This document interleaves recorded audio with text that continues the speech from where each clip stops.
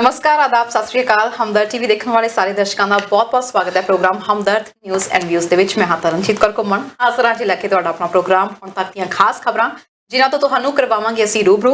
ਜੇਕਰ ਕੋਈ ਖਬਰ ਜਾਂ ਕੋਈ ਜਾਣਕਾਰੀ ਤੁਹਾਡੇ ਕੋਲ ਆ ਸਾਨੂੰ ਅੱਜ ਦੇ ਲਾਈਵ ਪ੍ਰੋਗਰਾਮ ਵਿੱਚ ਤੁਸੀਂ ਕਾਲ ਕਰ ਸਕਦੇ ਹੋ ਤੇ ਜੇਕਰ ਕੋਈ ਜਾਣਕਾਰੀ ਤੁਸੀਂ ਸਾਡੇ ਦਰਸ਼ਕਾਂ ਨੂੰ ਦੇਣਾ ਚਾਹੁੰਦੇ ਹੋ ਜਾਂ ਸਾਡੇ ਤੋਂ ਲੈਣਾ ਚਾਹੁੰਦੇ ਹੋ ਤਾਂ ਵੀ ਸਾਨੂੰ ਅੱਜ ਦੇ ਲਾਈਵ ਪ੍ਰੋਗਰਾਮ 'ਚ ਹੇਠ ਲਿਖੇ ਨੰਬਰਸ ਦੇ ਉੱਤੇ ਕਾਲ ਕਰ ਸਕਦੇ ਹੋ। ਜਿਨ੍ਹਾਂ ਖਬਰਾਂ ਉੱਤੇ ਅੱਜ ਅਸੀਂ ਵਿਚਾਰ ਵਟਾਂਦਰਾ ਕਰਨਾ ਉਹ ਖਬਰਾਂ ਸ਼ੁਰੂ ਕਰਨ ਤੋਂ ਪਹਿਲਾਂ ਤੁਹਾਨੂੰ ਦੱਸ ਦਈਏ ਕਿ ਹਮਦਰਦ ਟੀਵੀ ਨੂੰ ਤਜਰਬੇਕਾਰ ਪੱਤਰਕਾਰਾਂ ਦੀ ਲੋੜ ਹੈ। ਸੋ ਤੁਸੀਂ ਆਪਦੀ ਰੈਜ਼ਿਊਮੇ ਸੈਂਡ ਕਰ ਸਕਦੇ ਹੋ ਸਾਨੂੰ ਚੈਨਲ hamdard@gmail.com ਤੇ ਨਾਲ ਦੇ ਨਾਲ ਤੁਹਾਨੂੰ ਦੱਸ ਦਈਏ ਕਿ ਹਮਦਰਦ ਟੀਵੀ ਦੀ ਵੈਬਸਾਈਟ ਵੀ ਹੁਣ ਤੁਸੀਂ ਆਪਣੇ ਕੰਪਿਊਟਰ ਦੇ ਉੱਤੇ ਤੁਸੀਂ ਦੇਖ ਸਕਦੇ ਹੋ ਲੇਟੈਸਟ ਇਨਫੋਰਮੇਸ਼ਨ ਲਈ, ਲੇਟੈਸਟ ਖਬਰਾਂ ਲਈ, ਸਾਡੇ ਪ੍ਰੋਗਰਾਮਸ ਦੇ ਲਈ। ਨਾਲ ਦੇ ਨਾਲ ਸਾਨੂੰ ਫੇਸਬੁੱਕ ਤੇ YouTube ਤੇ ਵੀ ਜ਼ਰੂਰ ਸਬਸਕ੍ਰਾਈਬ ਐਂਡ ਫੋਲੋ ਕਰੋ ਤੇ ਸਾਡਾ ਇਹ ਪ੍ਰੋਗਰਾਮ ਇਸ ਵਕਤ ਤੁਸੀਂ ਨਾਲ ਦੇ ਨਾਲ YouTube ਤੇ ਵੀ ਦੇਖ ਸਕਦੇ ਹੋ। ਸੋ ਤੁਹਾਡੇ ਕਮੈਂਟਸ ਦਾ ਵੀ ਇੰਤਜ਼ਾਰ ਰਹੇਗਾ, ਕਾਲਸ ਦਾ ਵੀ ਇੰਤਜ਼ਾਰ ਰਹੇਗਾ। ਜਿਹੜੀਆਂ ਖਬਰਾਂ ਅੱਜ ਅਸੀਂ ਡਿਸਕਸ ਕਰਨ ਵਾਲੇ ਆ ਉਹਨਾਂ ਵਿੱਚੋਂ ਜੇ ਪ੍ਰਮੁੱਖ ਖਬਰਾਂ ਦੀ ਗੱਲ ਕੀਤੀ ਜਾਵੇ ਤਾਂ ਪ੍ਰਮੁੱਖ ਖਬਰਾਂ ਨੇ ਜੀ OCI ਕਾਰਡ ਧਾਰਕਾਂ ਲਈ ਭਾਰਤ ਸਰਕਾਰ ਨੇ ਕੀਤਾ ਨਵਾਂ ਐਲਾਨ। ਕੀ ਹੈ ਇਹ ਐਲਾਨ? ਸੋ OCI ਕਾਰਡ ਧਾਰਕ ਧਿਆਨ ਨਾਲ ਦੇਖਣਾ ਅੱਜ ਦਾ ਪ੍ਰੋਗਰਾਮ। ਚੀਨ ਦੇ ਡਿਪਲੋਮੈਟ ਨੇ ਟਰੂਡੋ ਅਤੇ ਉਸ ਦੀ ਸਰਕਾਰ ਬਾਰੇ ਬੋਲੇ ਅਪਸ਼ਬਦ। ਕੀ ਅਪਸ਼ਬਦ ਬੋਲੇ ਨੇ ਤੇ ਅਜਿਹਾ ਕੀ ਬੋਲਿਆ ਗਿਆ ਇਹਦੇ ਬਾਰੇ ਅਸੀਂ ਗੱਲਬਾਤ ਕਰਾਂਗੇ। ਹੁਣ ਆਪਣੇ ਸਮਾਗਮ ਦੇ ਵਿੱਚ ਬੁਲਾਓ ਟਰੰਪ ਜਾਂ ਫਿਰ ਮੈਲਾਨੀਆ ਨੂੰ। ਬੁਕਿੰਗ ਸ਼ੁਰੂ ਹੋ ਚੁੱਕੀ ਹੈ। ਸੋ ਕਿਵੇਂ ਬੁਕਿੰਗ ਕਰਨੀ ਹੈ, ਕਿਵੇਂ ਤੁਸੀਂ ਬੁਲਾ ਸਕਦੇ ਹੋ, ਕਿੰਨੇ ਪੈਸੇ ਲੱਗਣਗੇ, ਇਹਦੇ ਬਾਰੇ ਵਿੱਚ ਅਸੀਂ ਗੱਲਬਾਤ ਕਰਾਂਗੇ।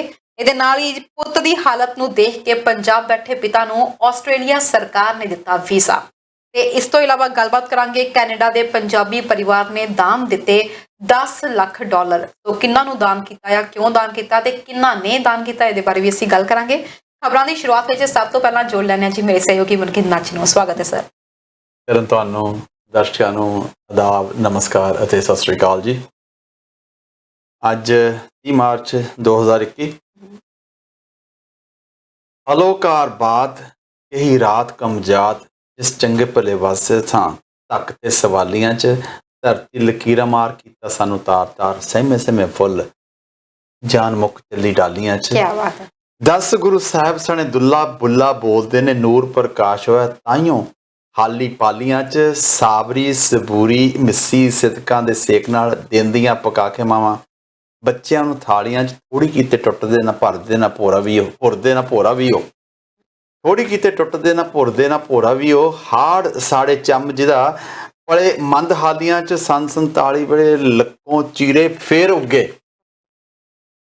ਸੰਨ 47 ਵੇਲੇ ਲੱਕੋਂ ਚੀਰੇ ਫੇਰ ਉੱਗੇ। ਇੱਕੋ ਹੀ ਤਾਸੀਰ ਹੈ ਪੰਜਾਬੀਆਂ ਬਗਾਲਿਆਂ 'ਚ, ਇੱਕੋ ਹੀ ਤਾਸੀਰ ਹੈ ਪੰਜਾਬੀਆਂ ਬਗਾਲਿਆਂ। ਬਿਲਕੁਲ ਜੀ, ਜੇ ਤੁਸੀਂ ਇਤਿਹਾਸ ਤੇ ਨਜ਼ਰ ਮਾਰੋ ਤਾਂ ਜੋ ਜੋਸ਼ ਪੰਜਾਬੀਆਂ ਤੇ ਬੰਗਾਲੀਆਂ ਦਾ ਦੇਖਣ ਨੂੰ ਮਿਲਿਆ ਸੋ ਗੋਰੀਆਂ ਸਰਕਾਰਾਂ ਵੀ ਇਹ ਤੋਂ ਵਾਕਿਫ। ਇਹ ਗੱਲਾਂ ਹੈ ਬਾਕੀਆਂ ਨੂੰ ਨਹੀਂ ਪਤਾ ਲੱਗ ਜਾਏਗਾ ਛੇਤੀ, ਹੌਲੀ ਹੌਲੀ ਪਤਾ ਲੱਗਣਾ ਸ਼ੁਰੂ ਹੋ ਚੁੱਕਿਆ। ਸੋ ਸਰ ਖਬਰਾਂ ਦੀ ਸ਼ੁਰੂਆਤ ਤੋਂ ਪਹਿਲਾਂ ਥੋੜਾ ਜਿਹਾ ਮੌਸਮ ਦੀ ਜਾਣਕਾਰੀ ਜ਼ਰੂਰ ਦੇ ਦਈਏ। ਅੱਜ ਜ਼ਰੂਰ ਜੀ। ਕੱਲ ਤੁਸੀਂ ਦੇਖੋ ਸਰ ਟੈਂਪਰੇਚਰ, ਮੈਂ ਐਕਚੁਅਲ ਦੇ ਵਿੱਚ ਮੌਸਮ ਨੂੰ ਲੈ ਕੇ ਬਹੁਤ ਹੈਰਾਨ ਹੁੰਦੀ ਹਾਂ ਤੇ ਕੋਸ਼ਿਸ਼ ਕਰਦੇ ਹੁੰਦੇ ਹਾਂ ਪ੍ਰੋਗਰਾਮ ਦੇ ਵਿੱਚ ਥੋੜਾ ਬਹੁਤ ਆਪਾਂ ਮੌਸਮ ਦੇ ਬਾਰੇ ਵੀ ਹਾਸਾ ਖੇਡਾ ਕਰ ਲਈਏ। ਸਰ ਮੌਸਮ ਕੱਲ ਸੀਗਾ ਇੱਥੇ ਬਹੁਤ ਜ਼ਿਆਦਾ ਠੰਡ ਸੀਗੀ, ਅਰਾਊਂਡ -2 ਡਿਗਰੀ ਦੇ ਕਰੀਬ ਟੈਂਪਰੇਚਰ ਹੈਗਾ ਸੀ। ਅੱਜ ਦੀ ਗੱਲ ਕਰੀਏ ਤਾਂ ਅੱਜ +15 'ਚ ਹੈ। ਅੱਜ 16 17 ਡਿਪੈਂਡ ਕਰਦਾ ਤੁਸੀਂ ਟੋਰਾਂਟੋ ਤੇ ਕਿਹੜੇ ਹਿੱਸੇ। ਇੰਨਾ ਵੀ 16 17 ਜੀ US ਵਾਲੇ ਉਧਰ 61 ਬਣ ਜਾਂਦਾ। ਸੌਖਾ ਜੀ 16 ਦਾ 61 ਬਣ ਜਾਂਦਾ, 28 ਦਾ 82 ਬਣ ਜਾਂਦਾ। ਥੋੜਾ ਸੌਖਾ ਹੈ, 10 ਦੇ 50 ਬਣਦੇ ਆ, 32 ਦਾ 0 ਹੈ। ਠੀਕ ਹੈ।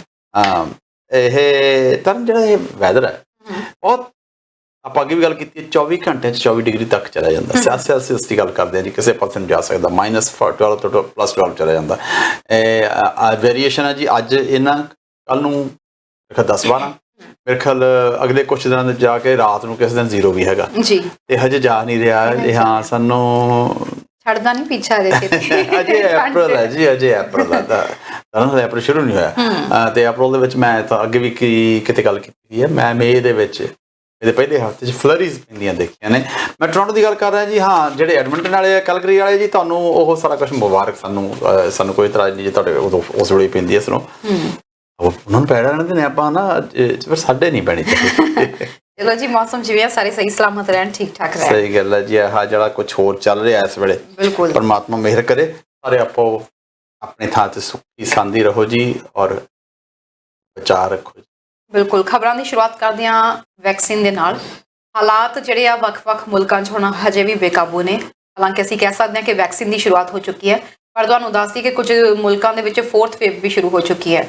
ਸੋ ਅਸੀਂ ਗੱਲਬਾਤ ਕਰਦੇ ਹਾਂ ਇਸ ਵਕਤ ਕੈਨੇਡਾ ਦੇ ਵਿੱਚ ਇੱਕ ਪਾਸੇ ਐਸਟਰਾਜ਼ੈਨੇਕਾ ਦੀ ਵੈਕਸੀਨ ਕਹੀ ਜਾ ਰਹੀ ਹੈ ਕਿ ਜਿਹੜੇ ਵੀ 55 ਸਾਲ ਤੋਂ ਘੱਟ ਉਮਰ ਦੇ ਲੋਕ ਨੇ ਉਹਨਾਂ ਨੂੰ ਐਸਟਰਾਜ਼ੈਨੇਕਾ ਦੀ ਅਜੇ ਵੈਕਸੀਨ ਦੀ ਡੋਜ਼ ਨਹੀਂ ਦਿੱਤੀ ਜਾਏਗੀ।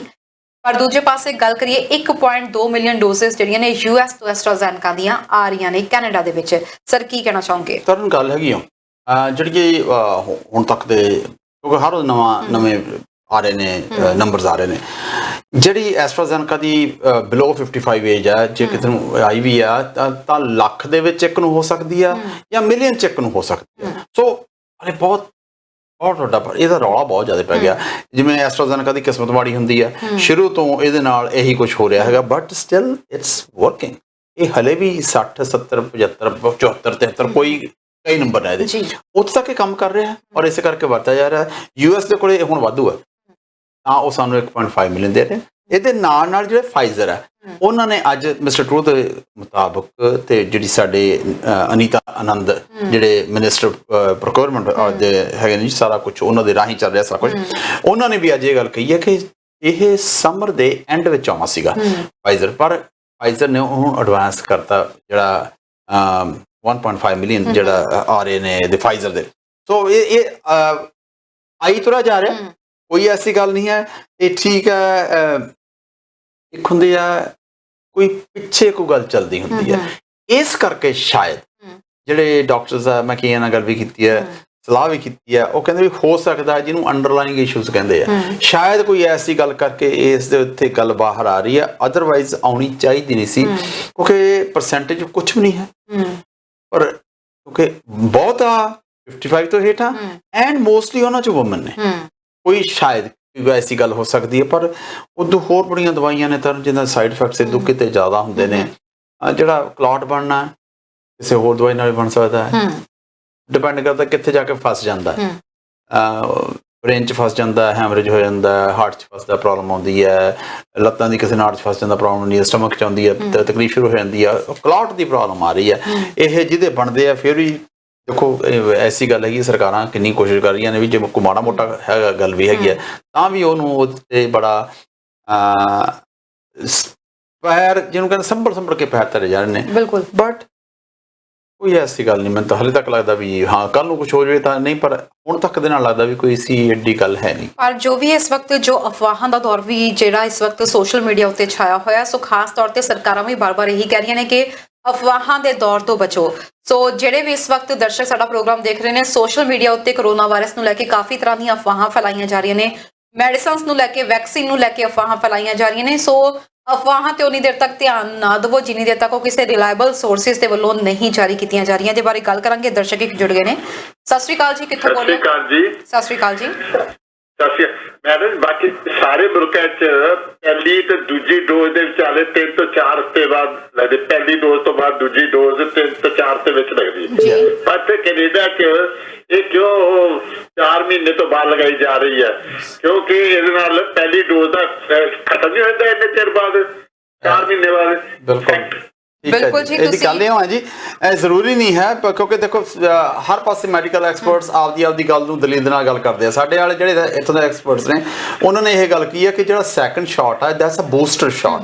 ਜਿਹੜਾ ਪਹਿਲਾ ਹੈਗਾ ਸ਼ਾਟ ਆ ਉਹਨੇ ਅਸਰ ਪੂਰਾ ਕਰਨਾ ਹੈਗਾ, ਦੂਸਰਾ ਉਸ ਨੂੰ ਅੱਗੇ ਮੇਨਟੇਨ ਕਰਨ ਵਾਸਤੇ ਉਹ ਹੈਗਾ। ਔਰ ਕਈ ਐਸੀ ਗੱਲ ਵੀ ਹੈਗੀ ਆ, ਹੁਣ ਨਵੀਂ ਜਿਹੜੀ ਖੋਜ ਆ ਰਹੀ ਆ ਉਹ ਕੁਝ ਆ ਜਾਏਗੀ ਕੁਝ ਦਿਨਾਂ ਦੇ ਵਿੱਚ, ਕਹਿ ਰਹੇ ਵੀ ਸ਼ਾਇਦ ਇੱਕ ਦੀ ਵੀ ਲੋੜ ਪਵੇ, ਦੂਜੇ ਦੀ ਸ਼ਾਇਦ ਲੋੜ ਹੀ ਨਾ ਪਵੇ, ਇਹ ਵੀ ਗੱਲ ਚੱਲ ਰਹੀ ਹੈ, ਪਰ ਅਜੇ ਤੱਕ ਕਨਫਰਮ ਕੁਝ ਨਹੀਂ ਹੈਗਾ ਜੀ। ਸੋ ਪਹਿਲੀ ਨਵੀਂ ਚੀਜ਼ ਆਈ ਆ, ਨਵੇਂ ਤਜਰਬੇ ਹੋ ਰਹੇ ਆ, ਨਵੀਆਂ ਗੱਲਾਂ ਇਹ ਆ ਰਹੀਆਂ ਨੇ, ਹਰ ਨਵੀਆਂ ਚੇਂਜਸ ਆ ਰਹੀਆਂ ਨੇ। ਜਿਹੜੀ ਸਾਡੀ ਸਰਕਾਰ ਆ ਪਹਿਲਾਂ 4 ਮਹੀਨੇ ਵਾਸਤੇ ਸੋਚਿਆ ਸੀ, ਸ਼ਾਇਦ ਹੁਣ ਸਰਕਾਰ ਸਾਡੇ ਜਿਹੜੀ ਇਦੋਂ ਟਾਈਮ ਘਟਾ ਰਹੀ ਹੈ, instead of 4 months maybe it's going to be lesser than that. ਪਰ ਜਿਵੇਂ ਇਨਫੋਰਮੇਸ਼ਨ ਆਏਗੀ ਤੁਹਾਨੂੰ ਜ਼ਰੂਰ ਸਾਂਝੀ ਕਰਾਂਗੇ। ਬਾਕੀ ਜੀ ਤੁਹਾਡਾ ਵੈਕਸੀਨ ਨੂੰ ਲੈ ਕੇ ਕੋਈ ਵੀ ਸਵਾਲ ਹੈਗਾ 7 ਵਜੇ ਤੋਂ ਬਾਅਦ ਪ੍ਰੋਗਰਾਮ 'ਚ ਕਾਲ ਕਰ ਲਿਓ। 7 ਤੋਂ ਲੈ ਕੇ 8 ਵਜੇ ਤੱਕ ਸਾਡੇ ਨਾਲ ਡਾਕਟਰ ਬਜਾਜ ਜੁੜਨਗੇ ਜੋ ਕਿ ਵੈਕਸੀਨ ਦੇ ਬਾਰੇ 'ਚ ਸਾਨੂੰ ਜਾਣਕਾਰੀ ਦੇਣਗੇ। ਸੋ ਤੁਹਾਡਾ ਅਜਿਹਾ ਕੋਈ ਵੀ ਸਵਾਲ ਹੈਗਾ, ਤੁਹਾਡੇ ਮਨ 'ਚ ਕੋਈ ਵੀ ਵਹਿਮ ਹੈਗਾ, ਤੁਸੀਂ ਸਾਨੂੰ ਉਸ ਟਾਈਮ ਪ੍ਰੋਗਰਾਮ ਖਤਮ ਹੋਣ ਤੋਂ ਬਾਅਦ 7 ਤੋਂ 8 ਇੱਕ ਹੋਰ ਲਾਈਵ ਪ੍ਰੋਗਰਾਮ ਹੋਏਗਾ ਹੈਲਥ ਟਾਕ, ਉਹ 'ਚ ਕਾਲ ਕਰ ਸਕਦੇ ਹੋ। ਸ਼ੁਕਰੀਆ। ਗੱਲ ਕੀਤੀ ਸੀਗੀ ਕਿ ਅਫਵਾਹਾਂ ਆ ਰਹੀਆਂ ਨੇ, CBC ਦਾ ਇੱਕ ਪ੍ਰੋਗਰਾਮ ਹੈ ਜੀ ਮਾਰਕੀਟ ਪਲੇਸ, ਉਹ ਬਹੁਤ ਕੁਝ ਇਨਵੈਸਟੀਗੇਟਿਵ ਪ੍ਰੋਗਰਾਮ ਹੈਗਾ, ਉਹਦੀ ਆਈ ਆ। ਉਹਨੇ ਜਿਹੜੀਆਂ ਸਾਡੀਆਂ ਸੋਸ਼ਲ ਮੀਡੀਆ ਹੈਗਾ ਉਹਦੇ ਕੋਲੇ ਤਕਰੀਬਨ 800 ਦੇ ਨੇੜੇ ਤੇੜ ਚੀਜ਼ਾਂ ਦੇ ਬਾਰੇ ਇਤਰਾਜ਼ ਕੀਤਾ ਸੀਗਾ ਕਿ ਜਿਹੜੀ ਸੋਸ਼ਲ ਮੀਡੀਆ ਉੱਤੇ ਕੋਵਿਡ-19 ਦੀ ਗਲਤ ਇਨਫੋਰਮੇਸ਼ਨ ਜਾ ਰਹੀ ਹੈ। ਕੱਲ ਆਈ ਆਪਾਂ ਨੂੰ ਜੀ ਆਪਣੇ ਸ਼ਾਇਦ ਅੱਛਾ ਕੋਈ ਗੱਲ ਨਹੀਂ, ਹਾਂ ਜਿਹੜੀ ਉਹ ਤੇ ਗਲਤ ਇਨਫੋਰਮੇਸ਼ਨ ਜਾ ਰਹੀ ਹੈ ਔਰ ਸੋਸ਼ਲ ਮੀਡੀਆ ਨੂੰ ਉਹਨਾਂ ਨੇ ਅਲਰਟ ਕੀਤਾ। ਸੋਸ਼ਲ ਮੀਡੀਆ ਨੂੰ ਕੁਝ ਨਹੀਂ ਕੀਤਾ, ਵਿੱਚੋਂ 6 ਜਾਂ 7 ਨੂੰ ਡਿਲੀਟ ਕਰਤਾ, ਬਾਕੀ ਸਾਰੀਆਂ ਅਜੇ ਵੀ ਉਵੇਂ ਚੱਲ ਰਹੀਆਂ। ਪਹਿਲੀ ਗੱਲ ਤਾਂ ਇਹ ਖਾਸ ਕਰਕੇ ਆਪਣੇ ਦੇਸੀ ਲੋਕਾਂ ਵਾਸਤੇ ਬਹੁਤ ਕੁਝ ਚੱਲ ਰਿਹਾ। ਅਸੀਂ WhatsApp ਤੇ ਆ ਰਿਹਾ ਵੀ ਤੁਸੀਂ ਆਹ ਦਿਸ਼ਾ ਦਾ ਲਓ, ਆਹ ਕੁਛ ਲਓ, ਕੁਛ ਜ਼ਰੂਰ ਲਓ। ਦੇਸੀ ਨੁਸਖਿਆਂ ਦੀ ਗੱਲ ਕਰਾਂਗੇ। ਇੱਕ ਦਰਸ਼ਕ ਜੁੜ ਗਏ ਨੇ। ਸਤਿ ਸ਼੍ਰੀ ਅਕਾਲ ਜੀ, ਕਿੱਥੋਂ ਬੋਲ ਰਹੇ ਹੋ, ਕੀ ਕਹਿਣਾ ਚਾਹੁੰਦੇ ਹੋ? ਸਤਿ ਸ਼੍ਰੀ ਅਕਾਲ ਜੀ, ਅਸੀਂ ਬਰੰਟਨ ਤੋਂ ਬੋਲ ਰਹੇ ਹਾਂ ਜੀ। ਸਤਿ ਸ਼੍ਰੀ ਅਕਾਲ ਜੀ। ਸਾਡੇ ਹਾਂਜੀ ਸਰ, ਦੱਸੋ ਕੀ ਕਹਿਣਾ ਚਾਹੁੰਦੇ ਹੋ? ਸਿਸਟਰ ਲੋਕ ਆਏ ਹੋਏ ਆ ਕੈਨੇਡਾ ਦੇ ਵਿੱਚ, ਉਹਨਾਂ ਨੂੰ ਕਿਹਾ ਵੈਕਸੀਨੇਸ਼ਨ ਮਿਲੇਗੀ? ਇਹਨਾਂ ਦੀ ਗੱਲ ਕਰ ਰਹੇ ਹੋ ਜੀ ਵਿਜ਼ਟਰ ਵੀਜ਼ਾ ਵਾਲਿਆਂ ਨੂੰ? ਹਾਂਜੀ ਹਾਂਜੀ। ਅਜੇ ਸਰ ਸਿਰਫ ਜਿਨ੍ਹਾਂ ਦੇ ਕੋਲ ਹੈਲਥ ਕਾਰਡ ਨੇ ਫਿਲਹਾਲ ਪ੍ਰਾਇੋਰਟੀ ਉਹਨਾਂ ਦੀ ਹੈ, ਜਿਨ੍ਹਾਂ ਦੇ ਕੋਲ ਹੈਲਥ ਕਾਰਡ ਨੇ ਉਹਨਾਂ ਨੂੰ ਮਿਲੂਗੀ। ਇਸ ਤੋਂ ਬਾਅਦ ਦੇਖਿਆ ਜਾਏਗਾ ਬਾਕੀਆਂ ਦੇ ਬਾਰੇ। ਹਾਂਜੀ ਦੋਨਾਂ ਦੇ ਬਾਰੇ ਕੁਝ ਵੀ ਹਾਂ ਜਿਹੜੇ ਦੇਸੀ ਨੁਸਖੇ ਹੈਗੇ ਨੇ, ਨੁਸਖੇ ਹੋ ਸਕਦਾ ਕੰਮ ਕਰਦੇ ਹੋਣ, ਪਰ ਜਿਹੜੇ ਨੁਸਖੇ ਹੁੰਦੇ ਆ ਤਰਨ ਉਹਨਾਂ ਦਾ ਉਹ ਅਸਰ ਹੌਲੀ ਹੌਲੀ ਹੁੰਦਾ ਔਰ ਹਜੇ ਤੱਕ ਉਹ ਨੁਸਖੇ ਕੋਵਿਡ ਉੱਤੇ ਨਹੀਂ ਅਜਮਾਏ ਗਏ। ਸਿੰਪਲ ਜੀ ਗੱਲ, ਕੋਵਿਡ ਤੇ ਕੁਝ ਨਹੀਂ ਅਜਮਾਇਆ ਗਿਆ। ਕੋਵਿਡ ਉੱਤੇ ਜਿਹੜੀਆਂ ਹੁਣ ਦਵਾਈਆਂ ਆਈਆਂ ਨੇ, ਵੈਕਸੀਨਸ ਆਏ ਨੇ, ਇਹ ਅਜਮਾਏ ਗਏ ਨੇ। ਇਹਦੇ ਉੱਤੇ ਆਪਣੀਆਂ ਜਿਹੜੀਆਂ ਐਕਸਪੈਰੀਮੈਂਟਸ ਕੀਤੇ ਗਏ ਨੇ, ਉਹਦੇ ਨੰਬਰਸ ਆ ਰਹੇ ਨੇ। ਸੋ ਉਹਦੇ ਬੇਸ ਤੇ ਗੱਲ ਕੀਤੀ ਜਾ ਰਹੀ ਹੈ। ਜਿਹੜੇ ਸਾਡੇ ਦੇਸੀ ਨੁਸਖੇ ਹੈਗੇ ਹੋ ਸਕਦਾ ਕੰਮ ਕਰਦੇ ਹੋਣ, ਉਹਦਾ ਬਹੁਤ ਕਾਮਯਾਬ ਹੋਣ, ਪਰ ਇਕੱਲੇ ਉਹਨਾਂ ਤੇ ਰਿਲਾਈ ਨਾ ਕਰੋ। ਜਿੰਨੇ ਇੱਕ ਤਾਂ ਸਾਡੀ ਕਮਿਊਨਿਟੀ ਦੇ ਵਿੱਚ ਤਰਨ ਜਿਹੜੇ ਕਈ ਸੀਨੀਅਰਸ ਨੇ, ਦੇ ਡੋਂਟ ਵਾਂਟ ਦ ਵੈਕਸੀਨ। ਘਰ ਵੈਦ ਨੇ ਯੈਸ, ਉਹ ਵੈਕਸੀਨ ਲਾਉਣ ਨੂੰ ਤਿਆਰ ਨਹੀਂ। ਪਲੀਜ਼ ਦੇਖੋ, ਤੁਸੀਂ ਡਰਦੇ ਹੋ, ਕੀ ਕਹਿੰਦੇ ਜੀ ਮੈਂ ਹੁਣ 80 ਦਾ ਤੇ ਮੈਂ ਨਹੀਂ ਲਵਾਉਣਾ, ਮੈਨੂੰ ਕੁਝ ਹੋਰ ਵੀ ਹੋ ਸਕਦਾ। ਹੁਣ ਤੱਕ ਦੇਖੋ, ਸਿੰਪਲ ਜੀ ਗੱਲ ਹੈ, ਲੋਕਾਂ ਦੀ ਉਮਰ ਅੱਗੇ ਨਾਲੋਂ ਵੱਧ ਰਹੀ ਹੈ, ਲੰਬਾ ਜਿਉ ਰਹੇ ਆ। ਕਿਉਂ ਜਿਉ ਰਹੇ ਆ? ਇਕੱਲੇ ਹੁਣ ਦੇਸੀ ਤਾਂ ਹੈ ਨਹੀਂ ਗਿਆ, ਹੁਣ ਦਵਾਈਆਂ ਦੇ ਸਿਰ ਤੇ ਜਿਉ ਰਹੇ ਆ। ਉਹ ਦਵਾਈਆਂ ਐਟਮੀਸ ਕੰਮ ਕਰਦੀਆਂ ਨੇ, ਇਹ ਦਵਾਈ ਵੀ ਕੰਮ ਕਰਦੀ ਹੈ। ਤੁਸੀਂ ਤਾਂ ਕਹਿੰਦੇ ਜੀ ਮੈਨੂੰ ਕੁਝ ਨਹੀਂ ਹੋਣ ਲੱਗਾ। ਤੁਹਾਡੇ ਬੱਚੇ ਸਕੂਲ ਨਹੀਂ ਜਾਂਦੇ ਆ, ਤੁਹਾਡੇ ਘਰੇ ਹੋਰ ਲੋਕ ਆਉਂਦੇ ਆ, ਉਹਨਾਂ ਕੋਲੇ ਕੋਵਿਡ ਦੇ ਜਰਮਸ ਹੋ ਸਕਦਾ, ਤੁਹਾਨੂੰ ਉਹਦਾ ਅਸਰ ਹੋ ਸਕਦਾ, ਨੁਕਸਾਨ ਹੋ ਸਕਦਾ। ਸੋ ਪਲੀਜ਼ ਅਜੇ ਤੱਕ ਜਿਹੜੇ ਸਾਡੇ ਮੈਡੀਕਲ ਵਾਲੇ ਕਰ ਰਹੇ ਆ, ਡਾਕਟਰ ਨੂੰ ਸਲਾਹ ਕਰਕੇ ਪਲੀਜ਼ ਤੁਸੀਂ ਉਹ ਕੋਵਿਡ ਦੇ ਤੁਹਾਨੂੰ ਵੈਕਸੀਨ ਜ਼ਰੂਰ ਲਵਾ ਲੈਣੇ ਚਾਹੀਦੇ। ਤੁਹਾਡੀਆਂ ਦੇ ਖਾਲੀ ਪਈਆਂ ਨੇ ਵੈਕੈਂਸੀਆਂ 80 ਵਾਲਿਆਂ ਦੀਆਂ, 75 ਤੋਂ ਉੱਪਰ ਲੈਂਦੀਆਂ ਜੇ ਖਾਲੀ ਪਈਆਂ ਨੇ। ਪਲੀਜ਼ ਮੈਂ ਸਭ ਨੂੰ ਰਿਕਮੈਂਡ ਕਰਾਂਗਾ ਕਿ ਜ਼ਰੂਰ ਲਵਾ ਲੈਣੇ ਚਾਹੀਦੇ। ਬਿਲਕੁਲ ਸਰ, ਰਿਕਮੈਂਡੇਸ਼ਨ ਦੇ ਨਾਲ ਥੋੜੀ ਜਿਹੀ ਆਪਾਂ ਇਹ ਵੀ ਹਦਾਇਤਾਂ ਜਾਰੀ ਕਰ ਦਈਏ ਕਿ ਜਿਹੜੇ ਖਾਸ ਤੌਰ ਤੇ ਅੰਟਾਰੀਓ ਵਾਲੇ ਨੇ, ਈਸਟਰ ਆਉਣ ਲੱਗਿਆ ਵਾ, ਜਿਹੇ ਵਿੱਚ ਲੌਂਗ ਵੀਕਐਂਡ ਵੀ ਹੋਣ ਵਾਲਾ ਹੈ। ਸੋ ਮਿਸਟਰ ਫੋਰਡ ਨੇ ਖਾਸ ਤੌਰ ਤੇ ਚੇਤਾਵਨੀ ਜਾਰੀ ਕੀਤੀ ਹੈ ਕਿ ਜੇਕਰ ਤੁਸੀਂ ਈਸਟਰ ਦੇ ਮੌਕੇ ਤੇ ਕੋਈ ਪਲਾਨ ਬਣਾਉਣ ਦੀ ਕੋਸ਼ਿਸ਼ ਕਰ ਰਹੇ ਹੋ ਤਾਂ ਪਲਾਨ ਨਾ ਬਣਾਇਓ। ਕੇਸਿਸ ਲਗਾਤਾਰ ਵੱਧ ਰਹੇ ਨੇ ਓਨਟਾਰੀਓ ਵਿੱਚ ਤੇ ਹੋ ਸਕਦਾ ਆ ਕਿ ਅਸੀਂ ਕਹਿ ਰਹੇ ਸੀ 12 ਤਰੀਕ ਤੋਂ ਕਾਫੀ ਚੀਜ਼ਾਂ ਖੁੱਲਣੀਆਂ ਸ਼ੁਰੂ ਹੋ ਜਾਣੀਆਂ ਨੇ, ਸ਼ਾਇਦ 12 ਅਪ੍ਰੈਲ ਦਾ ਉਹ ਮੌਕਾ ਨਾ ਆਵੇ। ਤੇ ਉਮੀਦ ਕੀਤੀ ਜਾ ਰਹੀ ਹੈ ਕਿ ਜੇਕਰ ਆਹੀ ਹਾਲਾਤ ਰਹੇ ਤਾਂ ਆਉਣ ਵਾਲੇ ਅਗਲੇ ਹਫਤੇ ਦੇ ਵਿੱਚ ਲੋਕਡਾਊਨ ਦੁਬਾਰਾ ਹੋ ਸਕਦਾ ਹੈ ਓਨਟਾਰੀਓ ਵਿੱਚ। ਤਰਨ 2300 ਤੋਂ ਉੱਪਰ ਕੇਸ ਅੱਜ ਫੇਰ ਨੇ, ਐਵਰੇਜ 2000 ਤੋਂ ਉੱਪਰ ਜਾ ਰਹੀ ਹੈ ਜੀ। ਪਿਛਲੇ 7-8 ਦਿਨਾਂ ਤੋਂ 2000 ਤੋਂ ਉੱਪਰ ਕੇਸ ਜਾ ਰਿਹਾ ਔਰ ਇਟਸ ਵੈਰੀ ਵਰੀਸਮ। ਔਰ ਹੁਣ ਨਵੀਂ ਗੱਲ ਹੋ ਰਹੀ ਹੈ ਤਰਨ, ਉਹ ਹੈਗੀ ਹੈ ਜਿਹੜੇ ਯੰਗ ਨੇ ਉਹਨਾਂ ਦੇ ਵਿੱਚ ਕੇਸਿਸ ਬਹੁਤ ਵੱਧ ਰਹੇ ਨੇ, ਉਹਨਾਂ ਨੂੰ ਹਸਪੀਟਲ ਜਾਣਾ ਪੈ ਰਿਹਾ। ਕਿਉਂ? ਹੁਣ ਅੱਛਾ, ਸਰਕਾਰ ਵੀ ਕੀ ਕਰੇ? ਸਰਕਾਰ ਨੇ ਸ਼ੁਰੂ ਕੀਤਾ 80+ ਵਾਲਿਆਂ ਦੇ, ਹੁਣ ਪ੍ਰੋਬਲਮ ਆ ਰਹੀ ਆ 30 ਵਾਲਿਆਂ ਦੇ। ਹੁਣ ਸਰਕਾਰ ਕੀ ਕਰੇ ਵੀ ਹੁਣ 80 ਵਾਲਿਆਂ ਛੱਡ ਕੇ 30 ਵਾਲਿਆਂ ਦੇਣ ਲੱਗ ਜਾਵੇ? That's not possible either. ਸਰਕਾਰ ਨੇ ਆਲਰੇਡੀ ਪਲਾਨ ਬਣਾਈ ਹੋਈ ਹੈ, ਉਹ ਪਿੱਛੇ ਨੂੰ ਚੱਲ ਰਹੀ ਹੈ। ਪਰ ਉਹਨਾਂ ਦੀ ਰਿਕੁਐਸਟ ਹੈ ਜਿੰਨੇ ਵੀ ਯੰਗ ਹੈਗੇ ਨੇ, ਪਲੀਜ਼ ਜਾਣੋ ਹਟੋ, ਤੁਸੀਂ ਆਪਦੇ ਆਪ ਤੇ ਕੰਟਰੋਲ ਰੱਖੋ। ਥੋੜੀ ਦੇਰ ਦੀ ਗੱਲ ਹੈਗੀ ਆ, ਉਸ ਤੋਂ ਮਗਰ ਤੁਸੀਂ ਕਰ ਲਿਓ, ਕਿਉਂਕਿ ਜਿਹੜੇ ਇਹ ਸਟ੍ਰੇਨ ਹੈਗਾ ਨਵਾਂ ਤਰਨ ਔਰ ਉਹ ਅਸਰ ਜ਼ਿਆਦਾ ਕਰ ਰਿਹਾ ਔਰ ਤੁਹਾਨੂੰ ਹਸਪੀਟਲਾਈਜੇਸ਼ਨ ਕਰਨਾ ਪੈ ਸਕਦਾ ਹੈਗਾ ਔਰ ਉਦੋਂ ਜ਼ਿਆਦਾ ਪਹਿਲੇ ਨਾਲੋਂ ਕਹਿੰਦੇ ਖਤਰਨਾਕ ਹੈਗਾ।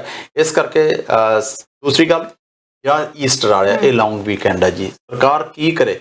ਸਰਕਾਰ ਚਾਹੁੰਦੀ ਹੈ ਵੀ ਇਕਨੋਮੀ ਖੁੱਲੇ। ਅੱਜ ਮਿਸਟਰ ਫੋਰਡ ਦੀ ਗੱਲ ਫਿਰ ਉਹ ਬੜੀ ਉਦਾਸੀ ਵਾਲੀ ਗੱਲ 'ਚ ਕਹੀ, ਉਹਨਾਂ ਨੇ ਟੋਨ ਦੇ ਵਿੱਚ ਕਿਹਾ, ਕਹਿੰਦੇ ਅਸੀਂ ਕਰੀਏ ਕੀ? ਅਸੀਂ ਨਹੀਂ ਚਾਹੁੰਦੇ ਕਿ ਅਸੀਂ ਇਕਨੋਮੀ ਵੀ ਚਾਹੁੰਦੇ ਹਾਂ, ਪਰ ਸਾਨੂੰ ਥੋੜੀ ਸਿਹਤ ਦਾ ਬਹੁਤ ਜ਼ਿਆਦਾ ਫਿਕਰ ਹੈ। ਸੋ ਇਸ ਕਰਕੇ ਪਲੀਜ਼ ਜੇ ਕਿਸੇ ਦੀ ਪਲਾਨਸ ਆਲਰੇਡੀ ਬਣਾਈਆਂ ਹੋਈਆਂ ਨੇ ਈਸਟਰ ਦੀਆਂ, ਪਲੀਜ਼ ਕੈਂਸਲ ਕਰੋ, ਕਿਤੇ ਜਾਓ ਨਾ। ਕਿਉਂਕਿ ਜੇ ਆਹੀ ਹਾਲਾਤ ਰਹੇ ਤਾਂ ਲਾਕਡਾਊਨ ਆ ਰਿਹਾ ਜੀ। ਮਿਸਟਰ ਫੋਰਡ ਨੇ ਇਹਦਾ ਅੱਜ ਇਨਡਾਇਰੈਕਟ ਵੇ ਦੇ ਨਾਲ ਤੁਹਾਨੂੰ ਗੱਲ ਦੱਸ ਦਿੱਤੀ ਹੈ ਕਿ ਸ਼ਾਇਦ ਲਾਕਡਾਊਨ ਨਾ ਕਰਨਾ ਪੈ ਜਾਵੇ।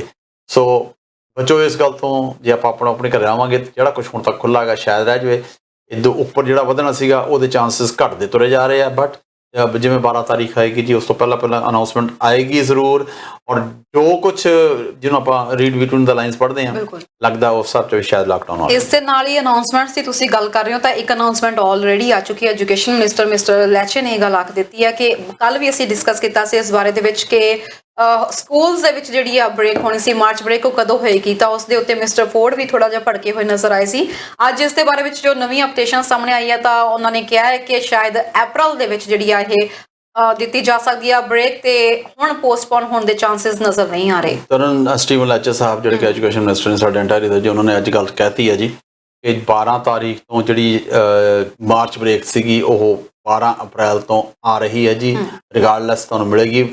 ਬਟ ਉਹ 'ਚ ਇੱਕ ਗੱਲ ਹੋਰ ਆ ਰਹੀ ਹੈ ਤਰਨ ਨਾਲ, ਉਹ 'ਚ ਖਦਸ਼ਾ ਇਹ ਜ਼ਾਹਰ ਕੀਤਾ ਜਾ ਰਿਹਾ ਕਿ ਸ਼ਾਇਦ ਉਸ ਤੋਂ ਮਗਰੋਂ ਸਾਰਾ ਕੁਝ ਆਨਲਾਈਨ ਹੋ ਜਾਏ। ਜੇ ਹਾਲਾਤ ਇਹ ਜਿਹੇ ਰਹਿ ਗਏ ਤਾਂ ਜਿਹੜੇ ਸਟੂਡੈਂਟਸ ਨੇ, ਬਹੁਤਿਆਂ ਨੂੰ, ਮੈਜੋਰਟੀ ਨੂੰ, ਜਿਹੜੇ ਹੁਣ ਜੇ ਸਕੂਲ ਜਾ ਕੇ ਵੀ ਪੜ੍ਹਦੇ ਆ, ਸ਼ਾਇਦ ਸਾਰੇ ਦਾ ਸਾਰਾ ਹੀ ਆਨਲਾਈਨ ਹੋ ਜਾਵੇ। ਇਹ ਸਰਕਾਰ ਬੜੀ ਸੀਰੀਅਸਲੀ ਸੋਚਣ ਲੱਗੀ ਹੋਈ ਹੈ ਕਿ ਛੁੱਟੀਆਂ ਤੋਂ ਬਾਅਦ ਸ਼ਾਇਦ ਬੱਚੇ ਆਪਦੇ ਘਰਾਂ 'ਚ ਹੀ ਰਹਿਣਗੇ ਜਾਂ ਸਕੂਲਾਂ 'ਚ ਨਾ ਆ ਸਕਣ। ਸਰ, ਸਮਰ ਆ ਰਹੀ ਹੈ ਤੇ ਅਜਿਹੇ ਵਿੱਚ ਅਸੀਂ ਦੇਖਿਆ ਕਿ ਲੌਂਗ ਵੀਕਐਂਡ ਵੀ ਆ ਰਿਹਾ, ਸਮਰ ਵੀ ਆ ਰਹੀ ਹੈ, ਪਰ ਕੇਸਿਸ ਵੀ ਲਗਾਤਾਰ ਵੱਧ ਰਹੇ ਨੇ। ਵੈਕਸੀਨੇਸ਼ਨ ਦਾ ਕੰਮ ਜਿਸ ਰਫ਼ਤਾਰ 'ਚ ਹੋਣਾ ਚਾਹੀਦਾ ਸੀ ਉਸ ਰਫ਼ਤਾਰ 'ਚ ਨਹੀਂ ਹੋ ਰਿਹਾ ਹੈਗਾ। ਸੋ ਅਜਿਹੇ ਦੇ ਵਿੱਚ ਕੋਵਿਡ ਦੀ 3rd ਵੇਵ ਦੀ ਗੱਲ ਹੋ ਰਹੀ ਸੀ ਤੇ ਕਈ ਥਾਵਾਂ ਦੇ ਉੱਤੇ ਤਾਂ ਹੁਣ 4th ਵੇਵ ਦੀਆਂ ਗੱਲਾਂ ਵੀ ਹੋਣੀਆਂ ਸ਼ੁਰੂ ਹੋ ਚੁੱਕੀਆਂ ਨੇ। ਨੈਕਸਟ ਵੇਰੀਐਂਟ ਜਿਹੜਾ ਹੁਣ ਨਵੇਂ ਆ ਰਹੇ ਨੇ ਇਹ ਉਦੋਂ ਖਤਰਨਾਕ ਨੇ। ਸੋ ਕੀ ਕਹਿ ਰਹੇ ਹੋ, ਸਮਰ ਦੇ ਵਿੱਚ ਵਧਣ ਦੇ ਚਾਂਸਸ ਹੈਗੇ ਆ ਜਿਸ ਵੈਕਸੀਨੇਸ਼ਨ ਦਾ ਕੰਮ ਇਸੇ ਰਫ਼ਤਾਰ ਨਾਲ ਚੱਲਦਾ ਰਿਹਾ? ਸਰ, ਵਧਣੇ ਨਹੀਂ ਚਾਹੀਦੇ।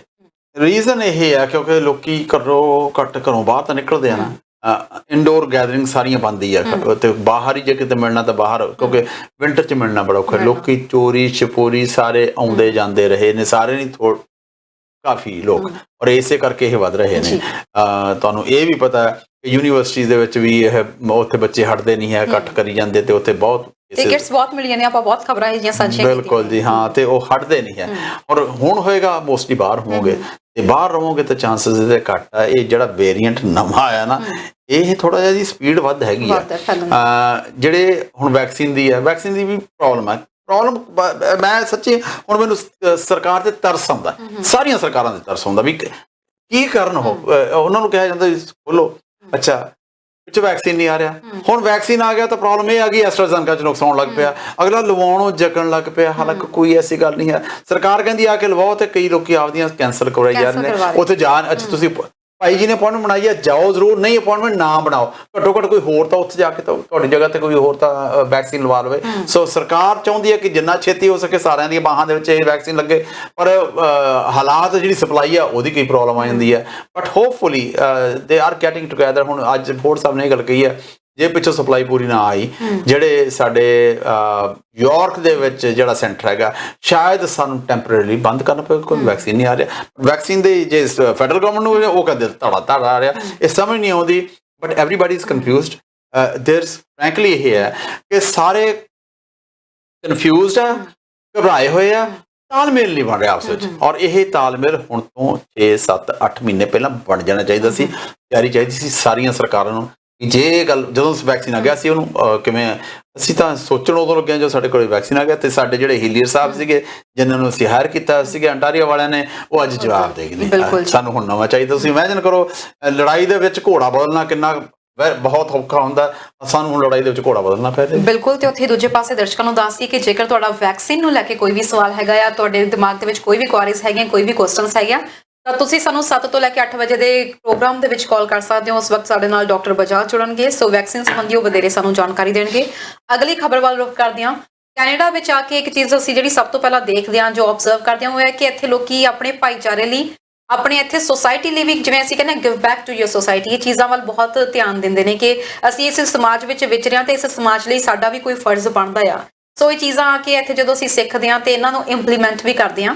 ਅਜਿਹਾ ਇੱਕ ਪੰਜਾਬੀ ਪਰਿਵਾਰ ਹੈ ਜੀ, ਤੂਰ ਪਰਿਵਾਰ, ਜੋ ਕਿ ਕੈਨੇਡਾ ਵਿੱਚ ਆਇਆ। ਇੱਥੇ ਉਹਨਾਂ ਨੇ ਬਿਜ਼ਨਸ ਸਟਾਰਟ ਕੀਤਾ। ਇੱਥੋਂ ਦੇ ਸਮਾਜ ਨੇ ਵੀ ਕਾਫੀ ਸਤਿਕਾਰ ਦਿੱਤਾ। ਇੱਕ ਰਿਨੋਨ ਜਿਹੜਾ ਫੈਮਿਲੀ ਹੈ ਇਹ ਤੂਰ ਫੈਮਿਲੀ ਕੈਨੇਡਾ ਦੀ। ਅੱਜ ਇਹਨਾਂ ਵੱਲੋਂ ਕੈਨੇਡਾ ਦੇ ਵਿੱਚ ਟੋਰਾਂਟੋ ਦੇ ਇੱਕ ਹਸਪੀਟਲ ਨੂੰ $10 ਲੱਖ ਡੋਨੇਟ ਕੀਤੇ ਗਏ ਨੇ। ਸਰ, ਕੀ ਕਹੋਗੇ? Tarn centre for addiction and mental health ਵਾਸਤੇ ਇਸ ਪਰਿਵਾਰ ਨੇ ਕੀਤਾ ਜੀ। ਸੁਖਦੇਵ ਤੂਰ ਸਾਹਿਬ ਨੇ ਜੀ, ਜਿਹੜੇ ਬੜੇ ਤਗੜੇ ਬਿਜ਼ਨਸਮੈਨ ਨੇ, ਬਹੁਤ ਦੇਰ ਦੇ ਜਿਹੜੀ ਹੋਟਲ ਇੰਡਸਟਰੀ ਦੇ ਵਿੱਚ ਹੈ, ਬਹੁਤ ਦੇਰ ਦੇ ਉਹਦੇ ਵਿੱਚ ਨੇ। ਮੇਰੇ ਖਿਆਲ ਲੇਟ 80s ਦੇ ਆ ਜੀ।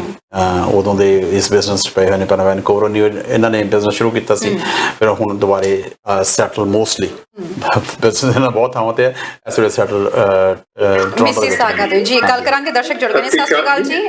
ਟੀਵੀ ਦੀ ਆਵਾਜ਼ ਨੂੰ ਥੋੜਾ ਘੱਟ ਕਰ ਦਿਓ। ਕਿੱਥੋਂ ਬੋਲ ਰਹੇ ਹੋ ਜੀ, ਕੀ ਕਹਿਣਾ ਚਾਹੁੰਦੇ ਹੋ? ਸਤਿ ਸ਼੍ਰੀ ਅਕਾਲ ਜੀ। ਸਤਿ ਸ਼੍ਰੀ ਅਕਾਲ ਜੀ। ਧਰਮਪਾਲ ਸਿੰਘ ਨਵਾਂਸ਼ਹਿਰ ਬੋਲਦਾ ਜੀ, ਬਰੈਂਪਟਨ ਤੋਂ। ਹਾਂਜੀ, ਕੀ ਕਹਿਣਾ ਚਾਹੁੰਦੇ ਹੋ ਜੀ? ਹਾਂਜੀ, ਸਤਿ ਸ਼੍ਰੀ ਅਕਾਲ ਜੀ ਦੋਨਾਂ ਨੂੰ ਜੀ। ਸਤਿ ਸ਼੍ਰੀ ਅਕਾਲ ਜੀ। ਇਹਦਾ ਵਾਈਫ ਨੇ ਨਾ 70 ਈਅਰ 올ਡ ਹੈਗੇ ਆ, ਉਹਨਾਂ ਨੇ ਅੱਖਾਂ ਦਾ ਕਰਾਇਆ ਸੀ, ਲੈਂਜ ਪਵਾਇਆ ਜੀ 20 ਤਰੀਕ ਨੂੰ। ਉਹ ਇੰਜੈਕਸ਼ਨ ਲਵਾ ਸਕਦੇ ਆ ਜੀ? ਤੁਹਾਡਾ ਬੜਾ ਵਧੀਆ ਸਵਾਲ ਹੈ ਜੀ, ਤੁਹਾਨੂੰ ਆਪਦੇ ਡਾਕਟਰ ਨੂੰ ਪੁੱਛਣਾ ਪਏਗਾ ਜੀ। ਸਵਾਲ ਵਧੀਆ ਹੈ, ਤੁਸੀਂ ਜਾਂ ਤਾਂ ਆਪਣੇ ਡਾਕਟਰ ਨੂੰ ਪੁੱਛ ਲਿਓ ਜਾਂ 7 ਤੋਂ 8 ਪ੍ਰੋਗਰਾਮ 'ਚ ਪੁੱਛ ਲਿਓ, ਉਦੋਂ ਵੀ ਡਾਕਟਰ ਬਚਾ ਸਕਦੇ। ਜਿਨ੍ਹਾਂ ਤੋਂ ਲੈਂਸ ਪਵਾਇਆ ਜੀ ਉਹਨਾਂ ਤੋਂ ਪੁੱਛਣਾ ਚਾਹੀਦਾ ਤੁਹਾਨੂੰ। ਬੈਟਰ ਤਾਂ ਇਹ ਹੈ ਜੀ ਜਿਹੜੇ ਆਪਾਂ ਸ਼ੁਕਰੀਆ ਜੀ ਕਾਲ ਕਰਨ। ਤੂਰਪੁਰ ਜਿਹੜੀ ਗੱਲ ਕਰਦੇ ਸੀ, ਤੂਰਪੁਰ ਮੈਂ ਉਹ ਬਹੁਤ ਦੇਰ ਦਾ ਜਾਣਦਾ ਜੀ, ਵੈਰੀ ਗੁੱਡ ਫਰੈਂਡਸ ਆ ਜੀ, ਅਸੀਂ ਫੈਮਿਲੀ ਫਰੈਂਡਸ ਹਾਂ। ਔਰ ਦੋਨੇ ਜਿਹੜੇ ਹਸਬੈਂਡ ਵਾਈਫ ਨੇ ਜੀ ਬਹੁਤ ਹੀ ਸਾਊ ਸ਼ਰੀਫ ਨਹੀਂ ਹੈ, ਤੁਸੀਂ ਡਾਊਨ ਟੂ ਅਰਥ ਫੈਮਿਲੀ। ਔਰ ਜਿਹੜੇ ਹਿਸਾਬ ਦੇ ਵਿੱਚ ਇਹ ਐਸਟੈਬਲਿਸ਼ ਨੇ, ਤੁਸੀਂ ਜੋ ਮਿਲੋਗੇ ਨਾ ਤੁਹਾਨੂੰ ਲੱਗੇਗਾ ਨਹੀਂ ਵੀ ਇਹ ਐਸਾ ਬੰਦਾ ਹੋ ਸਕਦਾ। ਹਸਬੈਂਡ ਵੀ ਬਹੁਤ ਨਾਟ ਇਕੱਲੇ, ਇਹਨਾਂ ਦੇ ਬੱਚੇ ਵੀ ਸਾਰੇ ਇਸ ਤਰ੍ਹਾਂ ਦੇ ਨਹੀਂ ਹੈਗੇ। ਤੇ ਔਰ ਬੜੇ ਬਾਕੀ ਇਹਨਾਂ ਦੇ ਜਿਹੜੇ ਅੱਗੇ ਰਿਸ਼ਤੇਦਾਰ ਨੇ ਸਾਰੇ ਹੀ ਇਵੇਂ ਆ ਜੀ। ਮੈਂ ਮੇਰੇ ਤਾਂ ਸਾਡੇ ਪਰਿਵਾਰਕ ਸੰਬੰਧ ਨੇ ਜੀ ਇਹਨਾਂ ਦੇ ਨਾਲ, ਔਰ ਇਹ ਇੰਨਾ ਵਧੀਆ ਇਹਨਾਂ ਨੇ ਕੰਮ ਕੀਤਾ। ਦੇਖੋ ਕਈ ਬਹੁਤ ਲੋਕ ਐਸੇ ਨੇ ਬੜੇ ਹੋਰ ਲੋਕਾਂ ਨੇ ਜਿਹਨਾਂ ਕੋਲ ਪੈਸਾ ਹੈਗਾ, ਪਰ ਕਈ ਨਹੀਂ ਕਰਦੇ ਹੈ। ਇਹਨਾਂ ਨੇ ਮੈਂ ਇਹਨਾਂ ਨੂੰ ਵਧਾਈ ਦਿੰਦਾ ਦੋਨਾਂ ਨੂੰ, ਸੁੱਖ ਤੁਹਾਨੂੰ ਵੀ ਸਪੈਸ਼ਲੀ, ਐਂਡ ਸੁਖਦੇਵ ਸਿੰਘ ਦੋਨਾਂ ਨੂੰ, ਤੇ ਸੁਖਜੀਤ ਹੈ ਜੀ ਇਹਨਾਂ ਦੀ ਵਾਈਫ ਦਾ ਨਾਮ।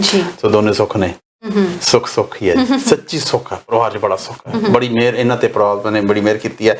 ਇਹਨਾਂ ਦੇ ਫਾਦਰ ਸਾਹਿਬ ਸੁਖਦੇਵ ਤੁਰ ਹੋਣਾ ਦੇ ਪੋਲੀਟੀਸ਼ੀਅਨ ਹੈ ਜੀ, ਉਹ MLA ਰਹੇ ਨੇ ਪਿੱਛੇ ਇੰਡੀਆ ਦੇ ਵਿੱਚ ਬਹੁਤ। ਬੇਸਿਕਲੀ ਇਹ ਲੁਧਿਆਣਾ ਦੇ ਭੈਣੀ ਪਿੰਡ ਨੂੰ ਬਿਲੋਂਗ ਕਰਦੇ ਨੇ। ਤੇ ਤੁਸੀਂ ਦੇਖੋ ਪਿੰਡ ਤੋਂ ਆ ਕੇ ਇੱਥੇ ਅਰਾਊਂਡ 5 ਸਟਾਰ ਹੋਟਲਸ ਨੇ ਜੀ, ਇਹਨਾਂ ਦੇ 1.5 ਦਰਜਨ ਦੇ ਕਰੀਬ 5 ਸਟਾਰ ਹੋਟਲ ਦੇ ਮਾਲਕ ਨੇ। ਸਰ ਗੱਲ ਇਹ ਹੁੰਦੀ ਹੈ ਕਿ ਤੁਸੀਂ ਕੰਮ ਵੀ ਕਰਦੇ ਹੋ ਇੱਥੇ ਆ ਕੇ, ਆਪਣੇ ਬਿਜ਼ਨਸ ਵੀ ਐਸਟੈਬਲਿਸ਼ ਕਰਦੇ ਹੋ, ਉਸ ਤੋਂ ਬਾਅਦ ਇੱਕ ਮੁਕਾਮ ਤੇ ਪਹੁੰਚ ਜਾਂਦੇ ਹੋ। ਸੋਸਾਇਟੀ ਲਈ ਬਹੁਤ ਘੱਟ ਲੋਕ ਸੋਚਦੇ ਨੇ ਕਿ ਤੁਸੀਂ ਸੋਸਾਇਟੀ ਲਈ ਕੁਝ ਕਰੋ, ਖਾਸ ਤੌਰ ਤੇ ਜਦੋਂ ਸਿਕਨੈਸ ਦੀ ਗੱਲ ਆਉਂਦੀ ਆ। ਤਾਂ ਇੱਥੇ ਆਲਰੇਡੀ ਆਪਾਂ ਕਹਿੰਦੇ ਹਾਂ ਕਿ ਇਨਫਰਾਸਟ੍ਰਕਚਰ ਜਿਸ ਤਰੀਕੇ ਨਾਲ ਹੈਗਾ, ਮੈਡੀਕਲ ਖੇਤਰ 'ਚ ਅਜੇ ਥੋੜਾ ਹੋਰ ਕੰਮ ਕਰਨ ਦੀ ਲੋੜ ਹੈ।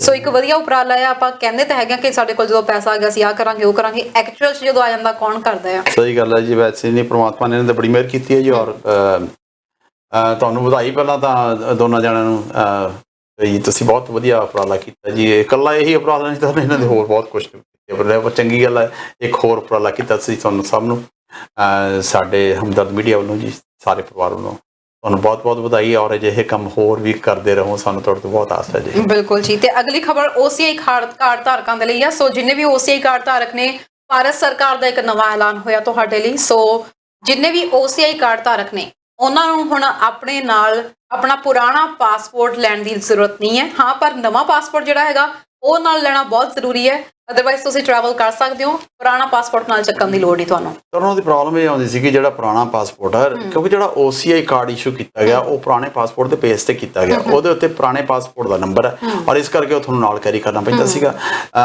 ਬਟ ਇਹ ਇੱਕ ਨਵਾਂ ਅੱਜ ਆਰਡੀਨੈਂਸ ਆਇਆ ਜੀ, ਸਰਕਾਰ ਨੇ ਨਵੀਂ ਚੀਜ਼ ਚੇਂਜ ਕੀਤੀ ਹੈ।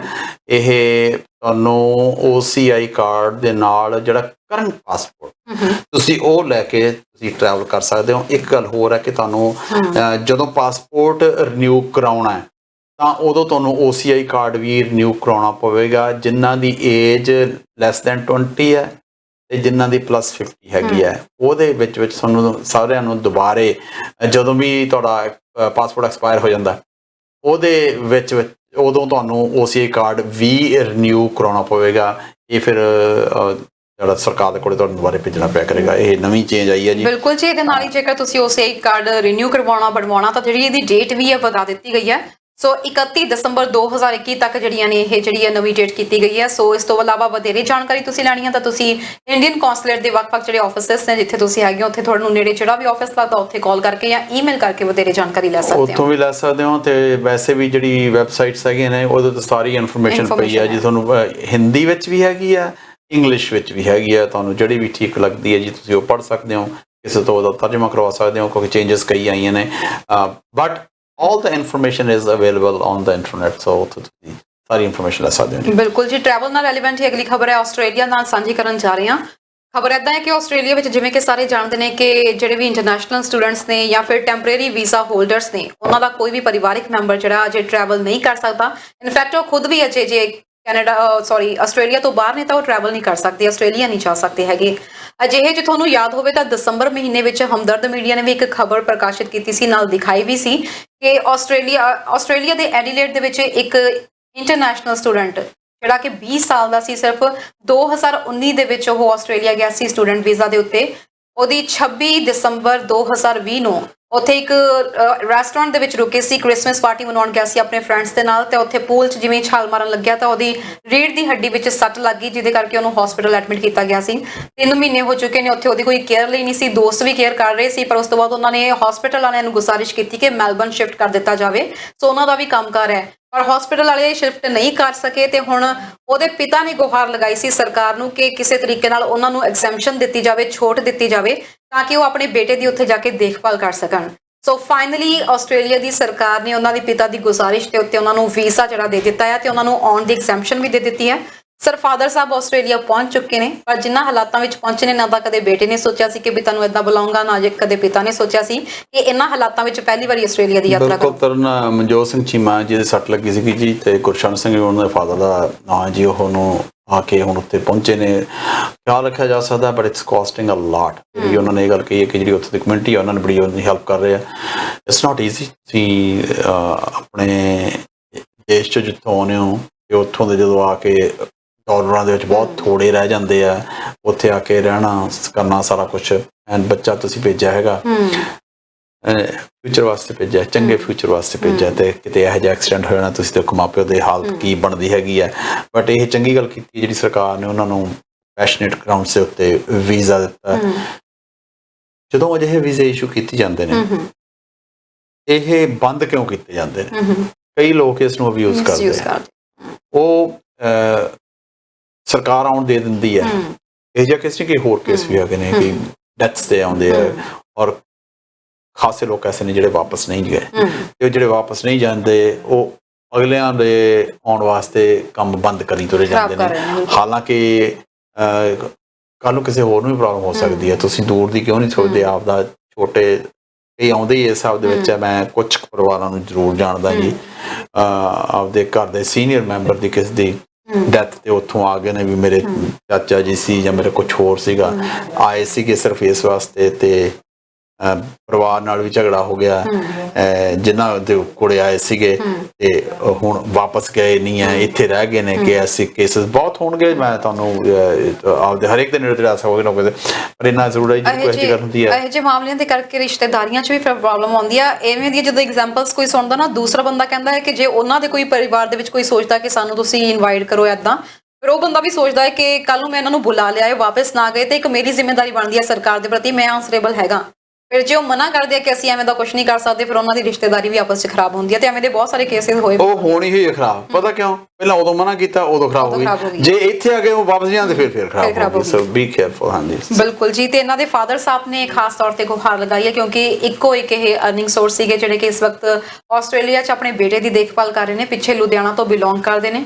ਉੱਥੇ ਇਹਨਾਂ ਦਾ ਛੋਟਾ ਬੇਟਾ ਤੇ ਨਾਲ ਪਤਨੀ ਨੇ ਕਰਜ਼ਾ ਚੁੱਕ ਕੇ ਬੇਟੇ ਨੂੰ ਇੱਥੇ ਭੇਜਿਆ ਸੀ। ਜਿਹੜੇ ਕੋਰਸ ਵਿੱਚ ਐਡਮਿਸ਼ਨ ਲੈ ਕੇ ਭੇਜਿਆ ਸੀ, ਉਹ ਕੋਰਸ ਮਹਿੰਗਾ ਸੀ, ਸੋ ਫੀਸ ਇੰਨੀ ਅਫੋਰਡ ਨਹੀਂ ਕਰ ਸਕਦੇ ਸੀ। ਬੇਟੇ ਨੇ ਸਸਤੇ ਕੋਰਸ ਦੇ ਵਿੱਚ ਐਡਮਿਸ਼ਨ ਲੈ ਲਈ, ਸੋ ਇੱਥੇ ਆਪਣਾ ਕਰਜ਼ਾ ਵੀ ਉਤਾਰ ਰਿਹਾ ਸੀ। ਉਹ ਨਾਲ ਦੀ ਨਾਲ ਸਟੱਡੀ ਵਿੱਚ ਵੀ ਕੰਮ ਕਰ ਰਿਹਾ, ਸਟੱਡੀ ਵੀ ਕਰ ਰਿਹਾ ਸੀ, ਕੰਮ ਵੀ ਕਰ ਰਿਹਾ ਸੀ। ਸੋ ਫਾਦਰ ਸਾਹਿਬ ਨੇ ਗੁਹਾਰ ਲਗਾਈ ਹੈ ਜੇਕਰ ਥੋੜੀ ਬਹੁਤ ਕਮਿਊਨਿਟੀ ਹੈਲਪ ਕਰ ਸਕਦੀ ਹੈ ਤਾਂ ਕਿ ਉਹਦਾ ਇਲਾਜ ਜ਼ਿਆਦਾ ਵਧੀਆ ਤਰੀਕੇ ਨਾਲ ਕੀਤਾ ਜਾ ਸਕੇ ਤੇ ਆਪਣੇ ਪੈਰਾਂ ਦੇ ਉੱਤੇ ਮੁੜ ਤੋਂ ਖੜਾ ਹੋ ਸਕੇ। ਜੇਕਰ ਕੋਈ ਡੋਨੇਟ ਕਰਨਾ ਚਾਹੁੰਦਾ, GoFundMe ਪੇਜ ਦੇ ਉੱਤੇ ਇਹਨਾਂ ਨੂੰ ਡੋਨੇਟ ਕਰ ਸਕਦੇ ਨੇ। ਸਰ ਅਗਲੀ ਖਬਰ ਵੱਲ ਰੁਖ ਕਰਦੇ ਹਾਂ। ਖਬਰ ਇਹ ਹੈ ਕਿ ਚਾਈਨੀਜ਼ ਡਿਪਲੋਮੈਟ ਇਸ ਵਕਤ ਕਾਫੀ ਗੁੱਸੇ ਵਿੱਚ ਨਜ਼ਰ ਆ ਰਿਹਾ, ਤੇ ਗੁੱਸੇ ਵਿੱਚ ਅਜਿਹੇ ਨਜ਼ਰ ਆ ਰਹੇ ਨੇ ਕਿ ਇਹ ਵੀ ਨਹੀਂ ਸੋਚ ਰਹੇ ਕਿ ਕਿਹੜੀ ਸ਼ਬਦਾਵਲੀ ਦਾ ਪ੍ਰਯੋਗ ਕਰ ਰਹੇ ਨੇ। ਟਰੂਡੋ ਨੂੰ ਲੈ ਕੇ, ਕੈਨੇਡਾ ਦਾ ਕੰਟਰੀ ਨੂੰ ਲੈ ਕੇ ਉਹਨਾਂ ਨੇ ਕਾਫੀ ਅਪਸ਼ਬਦ ਬੋਲੇ ਨੇ।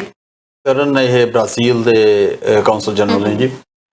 ਇਹ ਚੰਗੀ ਗੱਲ ਹੈ ਕਿ ਉਹ ਬ੍ਰਾਜ਼ੀਲ ਦੇ ਨੇ। ਉਹਨਾਂ ਨੇ ਜਿਹੜੇ ਸ਼ਬਦ ਵਰਤੇ ਨੇ ਜੀ, ਉਹ ਪਹਿਲਾਂ ਤਾਂ ਬॉय ਵਰਤਿਆ ਟਰੂਡੋ ਸਾਹਿਬ ਵਾਸਤੇ, ਤੇ ਦੂਸਰਾ ਸ਼ਬਦ ਕੁੱਤਾ ਵਰਤਿਆ ਜੀ, ਜਿਹੜਾ ਕਿ ਉਹ ਕੁੱਤਾ ਇਉਂ ਵਰਤਿਆ ਕਿ ਇਹ US ਦੇ ਪਿੱਛ ਲੱਗੂ ਨੇ, ਕੁਛ ਵੀ ਹੈਗਾ ਜੀ। ਅਜਿਹੀ ਸ਼ਬਦਾਵਲੀ ਵਰਤੀ ਹੈ ਜੇ ਕਿ ਕੈਨੇਡੀਅਨ ਹੁੰਦਾ ਤਾਂ ਉਹਨੂੰ ਰਾਈਟ ਵੇ ਕਿਕ ਆਊਟ ਕਰ ਦਿੱਤਾ ਜਾਣਾ ਸੀਗਾ ਜੀ। ਪਰ ਇਹ ਕਿਉਂਕਿ ਇਹ ਬੰਦੇ ਨੂੰ ਪਤਾ ਵੀ ਇਹ ਮੈਨੂੰ ਉੱਥੋਂ ਕੱਢਿਆ ਨਹੀਂ ਜਾ ਸਕਦਾ, ਸੋ ਬ੍ਰਾਜ਼ੀਲ ਦਾ ਹੈਗਾ, ਉੱਥੇ ਇਹਨੇ ਆਪਦੀ ਇਹ ਕਹਤਾ। ਬਟ ਇੰਟਰਨੈਸ਼ਨਲ ਲੈਵਲ ਦੇ ਉੱਤੇ ਇਸ ਚੀਜ਼ ਦੀ ਨਿੰਦਾ ਹੋ ਰਹੀ ਹੈ ਔਰ ਹੋਣੀ ਚਾਹੀਦੀ ਵੀ ਕਿਸੇ ਵੀ ਤੁਸੀਂ ਕੰਟਰੀ ਦੇ। ਅਸੀਂ ਇਸੇ ਕਰਕੇ ਕਹਿੰਦੇ ਨੇ ਵੀ ਸਮਟਾਈਮਸ ਤੁਹਾਨੂੰ ਤੁਸੀਂ ਮੋਦੀ ਸਾਹਿਬ ਦੇ ਬਾਰੇ ਕੋਈ ਗੱਲਬਾਤ ਕਰਦੇ ਹੋ, ਅਸੀਂ ਵੀ ਡੋਂਟ ਅਲਾਉ ਦੈਟ, ਕਿਉਂਕਿ ਤੁਸੀਂ ਕਿਸੇ ਦੇ ਅਗੇਂਸਟ ਪਰਸਨਲੀ ਅਜਿਹੀਆਂ ਗੱਲਾਂ ਨਹੀਂ ਕਹਿ ਸਕਦੇ। ਤੁਸੀਂ ਆਪਦਾ ਗੁੱਸਾ ਜ਼ਾਹਰ ਕਰਨਾ, ਪ੍ਰੋਟੈਸਟ ਕਰਨਾ, ਸਭ ਕੁਛ ਹੈਗਾ। ਜਿਹੜੀ ਚਾਈਨੀਜ਼ ਗਵਰਨਮੈਂਟ ਆ ਉਹ ਸਾਡੀ ਕੈਨੇਡੀਅਨ ਗਵਰਨਮੈਂਟ ਆ, ਤੁਸੀਂ ਗੁੱਸਾ ਜ਼ਾਹਰ ਕਰ ਸਕਦੇ ਹੋ। ਮਨਮਨ ਜੋ ਤੁਹਾਡੀ ਅਸੀਂ ਫੜੀ ਇਸ ਕਰਕੇ ਕਿ ਸਾਡਾ US ਦੇ ਨਾਲ ਐਕਸਟ੍ਰਾਡੀਸ਼ਨ ਦੀ ਟ੍ਰੀਟੀ ਹੈਗੀ, ਉਸ ਕਰਕੇ ਫੜੀ ਹੋਈ ਹੈ। ਪਰ ਜੋ ਕੁਛ ਚਾਈਨਾ ਇਸ ਵੇਲੇ ਕਰ ਰਿਹਾ, ਚਾਈਨਾ ਬਹੁਤ ਗਲਤ ਕਰ ਰਿਹਾ। ਔਰ ਜਿਹੜਾ ਕੈਨੇਡੀਅਨ ਗਵਰਨਮੈਂਟ ਹੈ, ਮੇਰਾ ਖਿਆਲ ਹੈ ਹੁਣ ਸਾਨੂੰ ਇਹ ਲੱਗਦਾ ਕਿ ਸਾਡੇ ਜਿਹੜੇ 2 ਮਾਈਕਲਸ ਆ ਉਹਨਾਂ ਦੀ ਚਾਂਸਿਸ ਘਟਦੇ ਜਾ ਰਹੇ ਆ। ਸਰ ਇੱਕ ਇਹ ਹੁੰਦਾ ਹੈ ਕਿ ਇੱਕ ਅਹੁਦੇ ਦੀ ਮਰਿਆਦਾ ਵੀ ਹੁੰਦੀ ਹੈ। ਇੱਕ ਆਮ ਇਨਸਾਨ ਬੋਲਦਾ ਉਹਦੀ ਗੱਲ ਜਿਹੜੀ ਉਹ ਸਟੇਟਮੈਂਟ ਜਿਹੜੀ ਸੁਰਖੀਆਂ ਨਹੀਂ ਬਣਦੀ। ਜਦੋਂ ਤੁਸੀਂ ਇੱਕ ਅਹੁਦੇ ਦੇ ਹੁੰਦੇ ਹੋ, ਇੱਕ ਕੰਟਰੀ ਨੂੰ ਤੁਸੀਂ ਰਿਪਰੈਜ਼ੈਂਟ ਕਰ ਰਹੇ ਹੋ ਦੂਸਰੀ ਕੰਟਰੀ ਦੇ ਵਿੱਚ, ਤੁਹਾਨੂੰ ਪਤਾ ਕਿ ਤੁਹਾਡੀ ਦਿੱਤੀ ਇੱਕ ਸਟੇਟਮੈਂਟ ਜਿਹੜੀ ਆ ਉਹ ਸੁਰਖੀਆਂ ਬਣੇਗੀ। ਸੋ ਆਪਦੇ ਕਮ ਸੇ ਕਮ ਤੁਹਾਨੂੰ ਆਪਣੀ ਪੋਜੀਸ਼ਨ ਦੀ ਮਰਿਆਦਾ ਜ਼ਰੂਰ ਰੱਖਣੀ ਚਾਹੀਦੀ ਹੈ। ਤੁਸੀਂ ਜਿਹੜੇ ਵੀ ਸ਼ਬਦਾਂ ਦਾ ਇਸਤੇਮਾਲ ਕਰ ਰਹੇ ਹੋ, ਤੁਹਾਡੇ ਕੁਝ ਸ਼ਬਦ 2 ਦੇਸ਼ਾਂ ਦੇ ਵਿੱਚ ਹੋਰ ਜ਼ਿਆਦਾ ਤਲਖੀ ਵਧਾ ਸਕਦੇ ਨੇ। ਕਰਨ ਇਹ ਜਿਹੜੀ ਸਟੇਟਮੈਂਟ ਹੈ ਇਹ ਨਹੀਂ ਹੋ ਸਕਦਾ ਕਿ ਬ੍ਰਾਜ਼ੀਲੀਅਨ ਕੌਂਸੂਲੇਟ ਦੀ ਆਈ ਹੈ ਸਟੇਟਮੈਂਟ, ਇਹ ਚਾਈਨੀਜ਼ ਅਥਾਰਟੀਜ਼ ਦੀ ਸਟੇਟਮੈਂਟ ਥਰੂ ਇਹਦੇ ਆਈ ਹੈ ਕਿ ਅਦਰਵਾਈਜ਼ ਕੋਈ ਵੀ ਐਡਾ ਵੱਡਾ ਬਿਆਨ ਨਹੀਂ ਦਿੰਦਾ ਹੁੰਦਾ। ਇੱਥੇ ਇੰਨੀ ਜ਼ਿਆਦਾ ਆਜ਼ਾਦੀ ਲੈ ਕੇ ਗੱਲ ਕਰਨੀ, ਬਹੁਤ ਗਲਤ ਗੱਲ ਕੀਤੀ ਉਹਨੇ। ਪਰ ਹਾਂ, ਸਾਡੀ ਜਿਹੜੀ ਸਰਕਾਰ ਹੈ, ਕੈਨੇਡੀਅਨ ਗਵਰਨਮੈਂਟ ਹੈ, ਇਹਨੂੰ ਹੁਣ ਸੋਚਣਾ ਪਏਗਾ ਕਿ ਸਾਡਾ ਅਗਲਾ ਸਟੈਪ ਚਾਈਨਾ ਦੇ ਰਿਗਾਰਡਿੰਗ ਕੀ ਹੈ। ਸਾਨੂੰ ਵੈਸਟਰਨ ਵਰਲਡ ਨੂੰ ਇਹ ਜ਼ਰੂਰ ਸੋਚਣਾ ਪਵੇਗਾ ਕਿ ਅਸੀਂ ਚਾਈਨਾ ਨੂੰ ਜਿਹੜੀ ਇੰਨੀ ਰੱਸੀ ਢਿੱਲੀ ਕੀਤੀ ਹੋਈ ਹੈ, ਅਸੀਂ ਬਿਜ਼ਨਸ ਦੇ ਵਿੱਚ ਉਹਨੂੰ ਇੰਨਾ ਅੱਗੇ ਲੈ ਆਂਦਾ ਹੈਗਾ। ਹੁਣ ਸੋਚਣਾ ਪਏਗਾ ਕਿ ਜਿਹੜਾ ਉਹ ਅੱਗ ਮੰਗਣ ਆਈ ਤੇ ਘਰ ਵਾਲੀ ਬਣ ਬੈਠੀ ਵਾਲੀ ਗੱਲ ਹੋ ਗਈ ਹੈ, ਚਾਈਨਾ ਨੂੰ ਕਿਸੇ ਨਾ ਕਿਸੇ ਹਿਸਾਬ ਦੇ ਵਿੱਚ ਕੰਟਰੋਲ ਕਰਨਾ ਪਵੇਗਾ। ਜੇ ਨਹੀਂ ਕਰਨਗੇ, ਚਾਈਨਾ ਇਦੋਂ ਵੀ ਹੋਰ ਸਟਰੋਂਗ ਹੋ ਗਿਆ, ਹੋਰ ਵੀ ਇਦੋਂ ਜ਼ਿਆਦਾ ਜਿਹੜੀਆਂ ਗਲਤ ਗੱਲਾਂ ਅਜਿਹੀਆਂ ਹੋਰ ਵੀ ਕਰੇਗਾ। ਸੋ ਇਹ ਗੱਟ ਜਿਹਨੂੰ ਕਹਿੰਦੇ ਨੇ ਨਿਪ ਦਾ ਈਵਲ ਇਨ ਦਾ ਬਡ। ਬਿਲਕੁਲ, ਇਹ ਵੀ ਕਹਿ ਚੁੱਕੇ ਆ ਕਿ ਟਰੂਡੋ ਸਾਹਿਬ ਨੇ ਇਸ ਵਕਤ ਕੈਨੇਡਾ ਨੂੰ ਜਿਹੜਾ ਆ ਉਹ ਅਮਰੀਕਾ ਦਾ ਗੁਲਾਮ ਬਣਾਇਆ ਹੋਇਆ। ਸੋ ਜੋ ਅਮਰੀਕਾ ਕਹਿ ਰਿਹਾ ਵਾ ਉਹਦੇ ਪਿੱਛੇ ਇਸ ਵਕਤ ਕੈਨੇਡਾ ਲੱਗ ਰਿਹਾ ਜੀ। ਹਾਲਾਂਕਿ ਜੇ ਤੁਸੀਂ ਥਰਡ ਪਾਰਟੀ ਵੱਲੋਂ ਗੱਲ ਦੇਖੋਗੇ, ਸਾਡੀ ਟ੍ਰੀਟੀ ਹੈ, ਉਹਨਾਂ ਨੇ ਕਿਹਾ ਵੀ ਸਾਨੂੰ ਇਹ ਬੰਦਾ ਚਾਹੀਦਾ, ਅਸੀਂ ਹੋਰ ਕੀ ਕਰ ਸਕਦੇ ਹਾਂ। ਅਸੀਂ ਉਹਨੂੰ ਪੂਰਾ ਕਾਨੂੰਨੀ ਤੌਰ ਤੇ ਜਿਹੜੀ ਬਣਦੀ ਆ ਅਸੀਂ ਉਹ ਕਰ ਰਹੇ ਹਾਂ। ਅਸੀਂ ਉਹਨੂੰ ਕੱਲਾ ਨਜ਼ਰਬੰਦ ਕੀਤਾ ਹੈ, ਨਜ਼ਰਬੰਦ ਵੀ ਨਹੀਂ ਕੀਤਾ ਹੈ, ਉਹਨੂੰ ਹਰ ਥਾਂ ਤੇ ਜਾਣ ਦੀ ਇਜਾਜ਼ਤ ਮਨਮਨਜੋਤ ਨੂੰ। ਪੌਸ਼ ਏਰੀਆ 'ਚ ਰਹਿ ਰਹੀ ਆ, ਉਹਨੂੰ ਸ਼ੋਫਰ ਮਿਲਿਆ ਹੋਇਆ, ਉਹ ਘਰੋਂ ਬਾਹਰ ਜਾ ਸਕਦੀ ਆ, ਉਹ ਸ਼ਾਪਿੰਗ ਕਰ ਜਾਂਦੀ ਆ, ਉਹਦਾ ਸਾਰੇ ਦਾ ਸਾਰਾ ਪਰਿਵਾਰ ਚਾਈਨਾ ਤੋਂ ਉਹਨੂੰ ਮਿਲਣ ਆਇਆ। ਸਾਡੇ 2 ਮਾਈਕਲਸ ਨੇ, ਉਹਨੂੰ ਕੁਝ ਉੱਥੇ ਡਿਪਲੋਮੈਟ ਹੀ ਨਹੀਂ ਮਿਲ ਸਕਦਾ। ਤੁਸੀਂ ਉਹਨਾਂ ਨਾਲ ਕਿੰਨਾ ਧੱਕਾ ਕਰਨ ਲੱਗੇ। ਅਸੀਂ ਇੰਨੀਆਂ ਸਹੂਲਤਾਂ ਦੇਣ ਦੇ ਬਾਵਜੂਦ ਜੇ ਤੁਸੀਂ ਅਜੇ ਵੀ ਕੁਛ ਨਹੀਂ ਹੋ, ਤਾਂ ਮੇਰਾ ਖਿਆਲ ਹੈ ਸਾਡੀ ਸਰਕਾਰ ਨੂੰ ਇਦੋਂ ਸਖਤ ਰਵੱਈਆ ਕਰਨਾ ਚਾਹੀਦਾ।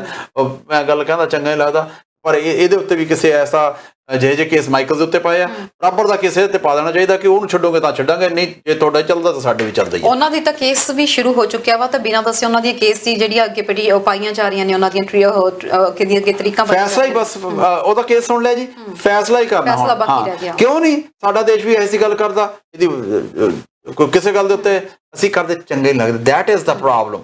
ਅਸੀਂ ਬਹੁਤ ਸਾਊ ਹਾਂ, ਅਸੀਂ ਜੇ ਜਾਓ ਬਿਲਕੁਲ ਬਰਾਬਰ ਦਾ ਕੇਸ ਇਹ ਤੇ ਕਰਦੇ। ਹਿਊਮਨ ਰਾਈਟਸ ਤੇ ਡਿਕਟੇਟਰਸ਼ਿਪ ਦੀ ਇੱਥੇ ਗੱਲ ਆ ਗਈ ਨਾ, ਫਿਰ ਇੱਥੇ ਆ ਕਿ ਕੈਨੇਡਾ ਹਿਊਮਨ ਰਾਈਟਸ ਦੀ ਜਦੋਂ ਗੱਲ ਕਰਦਾ ਤਾਂ ਅਜਿਹੀਆਂ ਚੀਜ਼ਾਂ ਕਰਦਾ, ਖੁਦ ਚੰਗਾ ਨਹੀਂ ਲੱਗਦਾ। ਗੱਲ ਕਰਾਂਗੇ ਜੀ, ਦਰਸ਼ਕ ਜੁੜ ਗਏ ਨੇ। ਸਤਿ ਸ਼੍ਰੀ ਅਕਾਲ ਜੀ, ਸਵਾਗਤ ਹੈ ਜੀ ਤੁਹਾਡਾ। ਸਤਿ ਸ਼੍ਰੀ ਅਕਾਲ ਜੀ। ਮੈਡਮ, ਜਿਹੜਾ ਤੁਸੀਂ OCI ਬਾਰੇ ਦੱਸਿਆ ਹੈ, ਹਾਂਜੀ, ਤੇ ਉਹਦੇ ਸੰਬੰਧ ਵਿੱਚ ਮੈਂ ਤੁਹਾਨੂੰ ਕੁਐਸਚਨ ਕਰਨਾ ਚਾਹੁੰਦਾ ਸੀਗਾ ਵੀ ਜਿਹੜਾ ਪਾਸਪੋਰਟ, ਮੰਨ ਲਓ ਮੈਂ ਹੁਣ ਅਮਰੀਕਾ ਦਾ ਸਿਟੀਜ਼ਨ ਹਾਂ, ਮੇਰੇ ਕੋਲ ਅਮਰੀਕਾ ਦਾ OCI ਹੈਗਾ, ਤੇ ਪੁਰਾਣਾ ਪਾਸਪੋਰਟ ਤੁਸੀਂ ਕਹਿੰਦੇ ਵੀ ਇੰਡੀਆ ਵਾਲਾ ਜਿਹੜਾ ਉਹ ਨਾਲ ਲਿਜਾਣਾ ਪੈਂਦਾ, US ਦਾ ਜਿਹੜਾ ਐਕਸਪਾਇਰਡ ਪਾਸਪੋਰਟ ਹੈ, ਜਿਹੜੇ ਪਾਸਪੋਰਟ ਦੇ ਉੱਤੇ ਤੁਹਾਡੀ OCI ਕਾਰਡ ਜਿਹੜਾ ਤੁਹਾਨੂੰ ਇਸ਼ੂ ਹੋਇਆ ਸੀ, ਉਸ ਦੌਰਾਨ ਜਿਹੜਾ ਤੁਹਾਡਾ ਪੁਰਾਣਾ ਕਾਰਡ ਸੀਗਾ, ਪੁਰਾਣਾ ਪਾਸਪੋਰਟ ਸੀ, ਉਹ ਵਾਲਾ ਪਾਸਪੋਰਟ ਹੁਣ ਤੁਹਾਨੂੰ ਨਾਲ ਲੈ ਕੇ ਜਾਣ ਦੀ ਲੋੜ ਨਹੀਂ, ਅੱਗੇ ਕੈਰੀ ਕਰਨਾ ਪੈਂਦਾ ਸੀਗਾ ਜੀ ਉਹ। ਅੱਛਾ, ਨਹੀਂ ਤੇ ਨਾਲ ਤੁਸੀਂ ਕਹਿੰਦੇ ਦੁਬਾਰਾ ਰਿਨਿਊ ਕਰਾਉਣਾ ਪਊ। ਮੰਨ ਲਓ ਮੇਰੀ ਹੁਣ 65 ਸਾਲ ਦੀ ਉਮਰ ਹੈ ਤੇ ਮੇਰੇ ਲੱਗੇ ਐਕਸਪਾਇਰ ਹੋ ਗਿਆ ਮੇਰਾ ਇਹ USA ਵਾਲਾ, ਕੀ ਮੈਨੂੰ US ਦਾ ਨਵਾਂ ਪਾਸਪੋਰਟ ਬਣਾ ਕੇ ਦੁਬਾਰਾ ਫਿਰ OCI ਲੈਣਾ ਪਊਗਾ? ਬਿਲਕੁਲ ਜੀ, ਲੈਣਾ ਪਏਗਾ ਤੁਹਾਨੂੰ। ਹਾਂਜੀ, ਇਹ ਨਵਾਂ ਚੇਂਜ ਆਈ ਹੈ ਜੀ। ਬਿਲਕੁਲ, ਸ਼ੁਕਰੀਆ ਜੀ, ਥੈਂਕ ਯੂ ਜੀ, ਬਹੁਤ ਬਹੁਤ ਧੰਨਵਾਦ ਕਾਲ ਕਰਨ ਲਈ ਤੁਹਾਡਾ। ਸਰ, ਗੱਲਬਾਤ ਕਰ ਰਹੇ ਸੀ ਇਸ ਵਕਤ ਮੈਂ ਗੱਲ ਕਰ ਸੀ ਇੱਕ ਪਾਸੇ ਹਿਊਮਨ ਹਿਊਮਨ ਰਾਈਟਸ ਰਾਈਟਸ ਦੀ ਗੱਲ ਪ੍ਰੋਬਲਮ ਇਹੀ ਆਉਂਦੀ ਹੈ ਕਿ ਅਸੀਂ ਸਾਰੇ ਦੁਨੀਆ ਦੇ ਵਿੱਚ ਹਿਊਮਨ ਰਾਈਟਸ ਦੇ ਹੱਕ ਦੇ ਬੋਲਦੇ ਹਾਂ, ਅਸੀਂ ਵੀਗਰਸ ਜਿਹੜੇ ਉੱਥੇ ਹੈਗੇ ਨੇ ਉਹਦੇ ਹੱਕ ਦੇ ਵਿੱਚ ਬੋਲਦੇ ਹਾਂ, ਤੇ ਅਸੀਂ ਵੀ ਜੇ ਇਹੋ ਕੁਝ ਕਰਦੇ ਹਾਂ ਤਾਂ ਅਸੀਂ ਫਿਰ ਠੀਕ ਨਹੀਂ ਲੱਗਦਾ, ਚੰਗਾ ਨਹੀਂ ਲੱਗਦਾ। ਅਸੀਂ ਇਸੇ ਕਰ ਇਹ ਸਾਨੂੰ ਬਹੁਤ ਗੱਲਾਂ ਨੇ ਸਾਡੀਆਂ ਸਰਕਾਰਾਂ ਨੂੰ ਬੰਨ੍ਹ ਕੇ ਰੱਖਿਆ ਹੈ, ਅਸੀਂ ਨਹੀਂ ਕਰ ਸਕਦੀਆਂ। ਚੀਨ ਨੇ ਹੋਰ ਸਖਤੀ ਕਰਦੇ ਹੋਏ ਹਾਂਗਕਾਂਗ ਤੇ ਆਪਣਾ ਪੂਰਾ ਅਧਿਕਾਰ ਕਰਨ ਲਈ ਜਿਹੜੀ ਉੱਥੇ ਡਾਇਰੈਕਟਲੀ ਇਲੈਕਟਿਡ ਸੀਟ ਹੁੰਦੀ ਸੀ ਉਹ ਵੀ ਆਪਦੇ ਕਬਜ਼ੇ ਵਿੱਚ ਪੂਰੀ ਕਰ ਲਈ ਹੈ। ਸੋ ਹੁਣ ਉੱਥੇ ਜਿਹੜੇ ਵੀ ਇਲੈਕਟਿਡ ਹੁੰਦੇ ਸੀ ਮੈਂਬਰਸ ਹੁੰਦੇ ਸੀਗੇ, ਹੁਣ ਇਹ ਹੈ ਕਿ ਇਲੈਕਸ਼ਨ ਜ਼ਰੀਏ ਨਹੀਂ ਹੋਣਗੇ, ਉਹਨਾਂ ਦੀ ਆਪਦੀ ਖੁਦਮੁਖਤਿਆਰੀ ਹੋਏਗੀ। ਤਾਂ ਗੱਲ ਹੈਗੀ ਉਹ 1997 ਦੇ ਵਿੱਚ ਚਾਈਨਾ ਦੇ ਕੋਲੇ ਵਾਪਸ ਚਲਾ ਗਿਆ ਸੀਗਾ ਹਾਂਗਕਾਂਗ। ਉਸ ਵੇਲੇ ਇਹ ਗੱਲ ਕਹੀ ਗਈ ਸੀਗੀ ਕਿ one country two systems, Hong Kong ਉਵੇਂ ਹੀ ਰਹੇਗਾ ਜਿਵੇਂ ਬ੍ਰਿਟੇਨ ਦੇ ਅੰਡਰ ਸੀਗਾ ਅਪ ਟੂ ਈਅਰ 2047 47 ਤੱਕ ਹੈ, 2047 ਤੱਕ ਉਵੇਂ ਹੀ ਰਹਿਣਾ ਸੀਗਾ। ਇਹ ਚਾਈਨਾ ਨੇ ਵਾਅਦਾ ਕੀਤਾ ਸੀ। ਮੇਰੇ ਕੋਲ ਕਾਲ ਆ ਰਹੀ ਹੈ ਜੀ, ਕਾਲਰ ਜੁੜ ਗਏ ਨੇ ਨਾਲ, ਕਾਲ ਲੈ ਲਈਏ। ਸਤਿ ਸ਼੍ਰੀ ਅਕਾਲ ਜੀ। ਹਾਂਜੀ, ਸਤਿ ਸ਼੍ਰੀ ਅਕਾਲ ਜੀ, ਕਿੱਥੋਂ ਬੋਲ ਰਹੇ ਹੋ, ਕੀ ਕਹਿਣਾ ਚਾਹੁੰਦੇ ਹੋ? ਹਾਂਜੀ, ਅਸੀਂ ਬ੍ਰੈਂਪਟਨ ਤੋਂ ਬੋਲ ਰਹੇ ਹਾਂ ਜੀ। ਅਸੀਂ ਪੁੱਛਣਾ ਸੀ, ਐਕਚੁਅਲੀ ਮੈਂ US ਵੀਜ਼ਾ ਦੇ ਲਈ ਅਪਲਾਈ ਕੀਤਾ ਸੀ ਤੇ ਉਹਦੀ ਟੋਰਾਂਟੋ ਦੀ ਜਿਹੜੀ ਡੇਟ ਹੈ ਬਹੁਤ ਮਿਲ ਰਹੀ ਹੈ, ਲਾਈਕ ਨੈਕਸਟ ਈਅਰ ਦੀ ਮਿਲ ਰਹੀ ਹੈ। ਤੇ ਮੈਂ ਇਹ ਪੁੱਛਣਾ ਚਾਹੁੰਦੀ ਸੀ, ਅਗਰ ਟੋਰਾਂਟੋ ਦੀ ਜਗ੍ਹਾ ਤੇ ਅਸੀਂ ਕੈਲਗਰੀ ਜਾਂ ਮੌਂਟਰੀਅਲ ਦੀ ਲੈਂਦੇ ਹਾਂ ਡੇਟ, ਅਗਰ ਮੈਨੂੰ ਕੋਈ ਜਲਦੀ ਵੀ ਮਿਲਦੀ ਹੈ ਨਵੰਬਰ ਜਾਂ ਸੈਪਟੈਂਬਰ ਦੀ, ਤਾਂ ਉਹਦੇ ਲਈ ਕੋਈ ਇੱਦਾਂ ਦੀ ਇੰਸਟਰਕਸ਼ਨ ਹੈ ਵੀ 14 ਦਿਨ ਕੁਆਰੰਟਾਈਨ 'ਚ ਰਹਿਣਾ ਪਏਗਾ ਜਾਂ ਸਮਥਿੰਗ ਲਾਈਕ ਦੈਟ? ਔਰ ਅਗਰ ਅਸੀਂ ਲੈ ਵੀ ਸਕਦੇ ਹਾਂ ਟੋਰਾਂਟੋ ਤੋਂ ਇਲਾਵਾ ਕਿਸੇ ਹੋਰ ਸਟੇਟ ਦੀ ਇੰਟਰਵਿਊ ਦੀ ਡੇਟ ਅਪਾਇੰਟਮੈਂਟ? ਇਹ ਮੈਮ ਇਮੀਗ੍ਰੇਸ਼ਨ ਸੰਬੰਧੀ ਸਵਾਲ ਹੈ। ਤੁਸੀਂ ਇਹ ਕੱਲ ਨੂੰ ਸਾਨੂੰ 3 ਤੋਂ ਲੈ ਕੇ 4 ਵਜੇ ਪ੍ਰੋਗਰਾਮ ਚੱਲੇਗਾ ਇਮੀਗ੍ਰੇਸ਼ਨ ਮੈਟਰਸ, ਉਸ ਵੇਲੇ ਤੁਸੀਂ ਸਵਾਲ ਕਰਿਓ ਕਿਉਂਕਿ ਉਹ ਜ਼ਿਆਦਾ ਬੈਟਰ ਵੇ ਨਾਲ ਤੁਹਾਨੂੰ ਗਾਈਡ ਕਰਨਗੇ। ਓਕੇ ਹਾਂਜੀ, ਕੱਲ ਨੂੰ ਟੋਰਾਂਟੋ ਸਮੇਂ ਮੁਤਾਬਿਕ 3 ਤੋਂ 4 ਵਜੇ ਦੇ ਵਿੱਚ ਕਾਲ ਕਰ ਲਿਓ, ਉਹ ਤੁਹਾਨੂੰ ਜ਼ਿਆਦਾ ਬੈਟਰ ਗਾਈਡ ਕਰਨਗੇ। ਸ਼ੁਕਰੀਆ ਜੀ ਕਾਲ ਕਰਨ ਲਈ। ਸਤਿ ਸ਼੍ਰੀ ਅਕਾਲ ਜੀ, ਕਿੱਥੋਂ ਬੋਲ ਰਹੇ ਹੋ, ਕੀ ਕਹਿਣਾ ਚਾਹੁੰਦੇ ਹੋ? ਹਾਂਜੀ, ਮੈਂ ਤੋਂ ਅਮਰੀਕਾ ਤੋਂ ਬੋਲਦਾ ਜੀ, ਕਲੀਵਲੈਂਡ ਤੋਂ ਜੀ ਸਰ। ਗੱਲ ਸਾਹਿਬ, ਮੇਰਾ ਕੁਐਸਚਨ ਹੈਗਾ ਇਹਦੇ ਬਾਰੇ ਹੀ ਆ, OCI ਕਾਰਡ ਦੀ ਜਿਹੜੀ ਆ ਨਵੀਂ ਖਬਰ ਆਈ ਆ, ਤੇ OCI ਕਾਰਡ ਦਾ ਨਾਲ ਜਿਹੜਾ ਪਾਸਪੋਰਟ ਨੇ ਲਿਜਾਣਾ ਪਏਗਾ ਪੁਰਾਣਾ, ਉਹਦੇ ਬਾਰੇ ਮੈਂ OCI ਕਾਰਡ ਰੀਇਸ਼ੂ ਜਾਂ ਰੀਨਿਊ ਜਿਹੜਾ ਕਰਾਉਣਾ ਉਹਦੇ ਬਾਰੇ ਹੀ ਮੈਂ ਕਲੀਅਰ ਕਰਨਾ ਚਾਹੁੰਦਾ ਕਿ ਆਲਰੇਡੀ ਮੈਂ ਜਿਹੜੀ USA ਐਮਬੈਸੀ ਹੈਗੀ ਨਾ ਦੂਜੀ ਨਿਊਯਾਰਕ ਜਾਂ ਸੈਨ ਫ੍ਰਾਂਸਿਸਕੋ, ਉਹਨਾਂ ਦੇ ਉੱਪਰ ਮੈਂ ਸਾਈਟ ਤੇ ਪੜ੍ਹਿਆ ਸੀ ਕਿ ਜਿਹੜਾ 50 ਸਾਲ ਤੋਂ ਵੱਧ ਦਾ ਬੰਦਾ ਹੈ, ਜੇਕਰ ਉਹਨੂੰ ਜਦੋਂ OCI ਕਾਰਡ ਇਸ਼ੂ ਹੋਇਆ, ਜੇ ਉਸਦੀ ਉਮਰ ਉਸ ਵੇਲੇ 50 years to more ਤੇ then he had not to reissue or renew that the OCI card। ਤੇ ਸਾਨੂੰ ਜਦੋਂ OCI ਕਾਰਡ ਇਸ਼ੂ ਹੋਇਆ ਸੀ ਉਦੋਂ ਸਾਡੀ ਉਮਰ 57-58 ਸਾਲ ਸੀ। ਸਾਨੂੰ ਕੋਈ ਰੀਇਸ਼ੂ ਕਰਾਉਣ ਦੀ ਲੋੜ ਹੈ? ਸਰ, ਜਦੋਂ ਤੁਸੀਂ ਇਸ਼ੂ ਕਰਵਾਇਆ ਸੀ ਉਦੋਂ ਸਮਾਂ ਹੋਰ ਸੀ। 26 ਮਾਰਚ ਨੂੰ ਜਿਹੜੀ ਆ ਇਹ ਨਵੀਂ ਪ੍ਰੈਸ ਕਾਨਫਰੰਸ ਜਾਰੀ ਕਰਕੇ ਕੁਝ ਨਵੀਆਂ ਜਿਹੜੀਆਂ ਹਦਾਇਤਾਂ ਜਾਰੀ ਕੀਤੀਆਂ ਗਈਆਂ ਨੇ। ਸੋ ਇਹਨਾਂ ਨਵੀਆਂ ਹਦਾਇਤਾਂ ਦੇ ਮੁਤਾਬਿਕ ਇਫ ਯੂ ਆਰ 20 ਤੋਂ ਘੱਟ ਉਮਰ ਆ ਜਾਂ 60 ਤੋਂ ਪਲੱਸ ਤੁਹਾਡੀ ਉਮਰ ਆ ਤਾਂ ਤੁਹਾਨੂੰ ਰੀਨਿਊ ਕਰਵਾਉਣਾ ਪੈਣਾ ਆ। ਹਾਂਜੀ, ਔਰ ਇਹ ਜਦੋਂ ਤੁਸੀਂ ਪਾਸਪੋਰਟ ਰਿਨਿਊ ਕਰਾਉਣਾ, ਨਹੀਂ ਉਹ ਪੁਰਾਣਾ ਜਿਹੜਾ ਹੈਗਾ ਸਰਕੂਲਰ ਜੋ ਉਹਦੇ ਉੱਤੇ ਲਿਖਿਆ ਹੋਇਆ ਸੀ ਉਹਨਾਂ ਦੀ ਐਮਬੈਸੀ ਤੇ ਪੁਰਾਣੀ ਜਿਹੜੀ ਐਮਬੈਸੀ ਦੀ ਸਾਈਟ ਦੇ ਉੱਤੇ, ਇਹਦਾ ਮਤਲਬ ਉਹ ਵੈਲਿਡ ਨਹੀਂ ਹੁਣ ਹੈਗਾ। ਜਿਹੜਾ 50 ਜਦੋਂ 50 ਸਾਲ ਦੀ ਉਮਰ ਦੇ ਵਿੱਚ OCI ਕਾਰਡ ਇਸ਼ੂ ਹੋਇਆ 50 ਸਾਲ ਦੀ ਤੋਂ ਉੱਪਰ ਵਿੱਚ, ਤੇ ਉਹਨਾਂ ਨੂੰ ਦੁਬਾਰਾ ਰੀਇਸ਼ੂ ਕਰਾਉਣ ਦੀ ਲੋੜ ਨਹੀਂ। ਦੇਖੋ ਜੀ ਗੱਲ ਲਿਖਿਆ ਹੋਇਆ ਉਹਨਾਂ ਦੀ ਹਾਂਜੀ, ਦੇਖੋ ਜਿਹੜੀ ਚੀਜ਼ ਹੈਗੀ ਆ ਚੇਂਜ ਹੁੰਦੀ ਰਹਿੰਦੀ ਹੈ, ਸਰਕਾਰਾਂ ਨਵੇਂ ਨੋਟੀਫਿਕੇਸ਼ਨ ਜਾਰੀ ਕਰਦੀਆਂ ਰਹਿੰਦੀਆਂ ਨੇ, ਔਰ ਜਿਹੜਾ ਨਵਾਂ ਨੋਟੀਫਿਕੇਸ਼ਨ ਹੁੰਦਾ ਉਹ ਪਹਿਲਿਆਂ ਦੇ ਉੱਪਰ ਦੀ ਆ ਜਾਂਦਾ। ਤਾਂ ਪਹਿਲੇ ਦੇ ਵਿੱਚ ਜਿਹੜਾ ਕੁਝ ਵੀ ਹੋਇਆ ਇਟ ਡਜ਼ਨਟ ਮੈਟਰ, ਜਿਹੜਾ ਨਵਾਂ ਨੋਟੀਫਿਕੇਸ਼ਨ ਆਇਆ ਉਹ ਇਸ ਵੇਲੇ ਉਹ ਸਟੈਂਡ ਕਰੂਗਾ, ਨਾ ਕਿ ਜਿਹੜੇ ਪਹਿਲੇ ਹੈਗੇ ਨੇ। OCI ਕਾਰਡ ਧਾਰਕਾਂ ਦੀਆਂ ਕੁਝ ਜਿਹੜੀਆਂ ਪਾਵਰਸ ਨੇ ਉਹ ਕੁਝ ਪਾਵਰਸ ਚੇਂਜ ਕੀਤੀਆਂ ਗਈਆਂ ਨੇ। ਸੋ ਉਹ ਚੇਂਜਸ ਜਿਹੜੇ ਅਸੀਂ ਉਹਦੇ ਬਾਰੇ ਤੁਹਾਨੂੰ ਜਾਣਕਾਰੀ ਦੇ ਰਹੇ ਹਾਂ। ਸੋ ਜਿਹੜੀ ਪਹਿਲਾਂ ਸੀ, ਅਸੀਂ ਕਹਿ ਦਈਏ 1 ਸਾਲ ਪਹਿਲਾਂ ਸੀ, OCI ਕਾਰਡ ਧਾਰਕਾਂ ਨੂੰ ਕੁਝ ਜ਼ਿਆਦਾ ਆਜ਼ਾਦੀ ਸੀਗੀ, ਹੁਣ ਥੋੜੀ ਜਿਹੀ ਉਹਨਾਂ ਦੀਆਂ ਬੰਦਿਸ਼ਾਂ ਲਗਾ ਦਿੱਤੀਆਂ ਗਈਆਂ ਨੇ। ਸੋ ਇਹਦੇ ਬਾਰੇ ਵਿੱਚ ਅਸੀਂ ਤੁਹਾਨੂੰ ਜਾਣਕਾਰੀ ਦੇ ਰਹੇ ਹਾਂ। ਜੇਕਰ ਤੁਸੀਂ ਰੀਨਿਊ ਕਰਵਾਉਣਾ ਚਾਹੁੰਦੇ ਹੋ 60 ਸਾਲ ਤੋਂ ਵੱਧ ਉਮਰ ਆ ਤਾਂ ਤੁਹਾਨੂੰ ਰੀਨਿਊ ਕਰਵਾਉਣਾ ਪੈਣਾ ਆ। ਬਾਕੀ ਤੁਸੀਂ ਵਧੇਰੇ ਜਾਣਕਾਰੀ ਲੈਣੀ ਹੈ, ਤੁਸੀਂ ਆਪਣੇ US ਦੇ ਨਾਲ ਤੁਹਾਡਾ ਜਿਹੜਾ ਕੌਂਸੂਲੇਟ ਹੈਗਾ ਉੱਥੇ ਤੁਹਾਨੂੰ ਡਿਟੇਲ 'ਚ ਸਾਰੀ ਜਾਣਕਾਰੀ ਦਿੱਤੀ ਹੋਣੀ ਹੈ। ਉੱਥੇ ਟੋਲ ਫ੍ਰੀ ਨੰਬਰ ਵੀ ਹੋਏਗਾ, ਤੁਸੀਂ ਉੱਥੇ ਕਾਲ ਕਰਕੇ ਬਾਕੀ ਡਿਟੇਲ 'ਚ ਜਾਣਕਾਰੀ ਲੈ ਸਕਦੇ ਹੋ। ਉਹਨਾਂ ਦਾ ਕੋਈ ਫੋਨ ਨਹੀਂ ਜੀ, ਈਮੇਲ ਕਰ ਸਕਦੇ ਹੋ।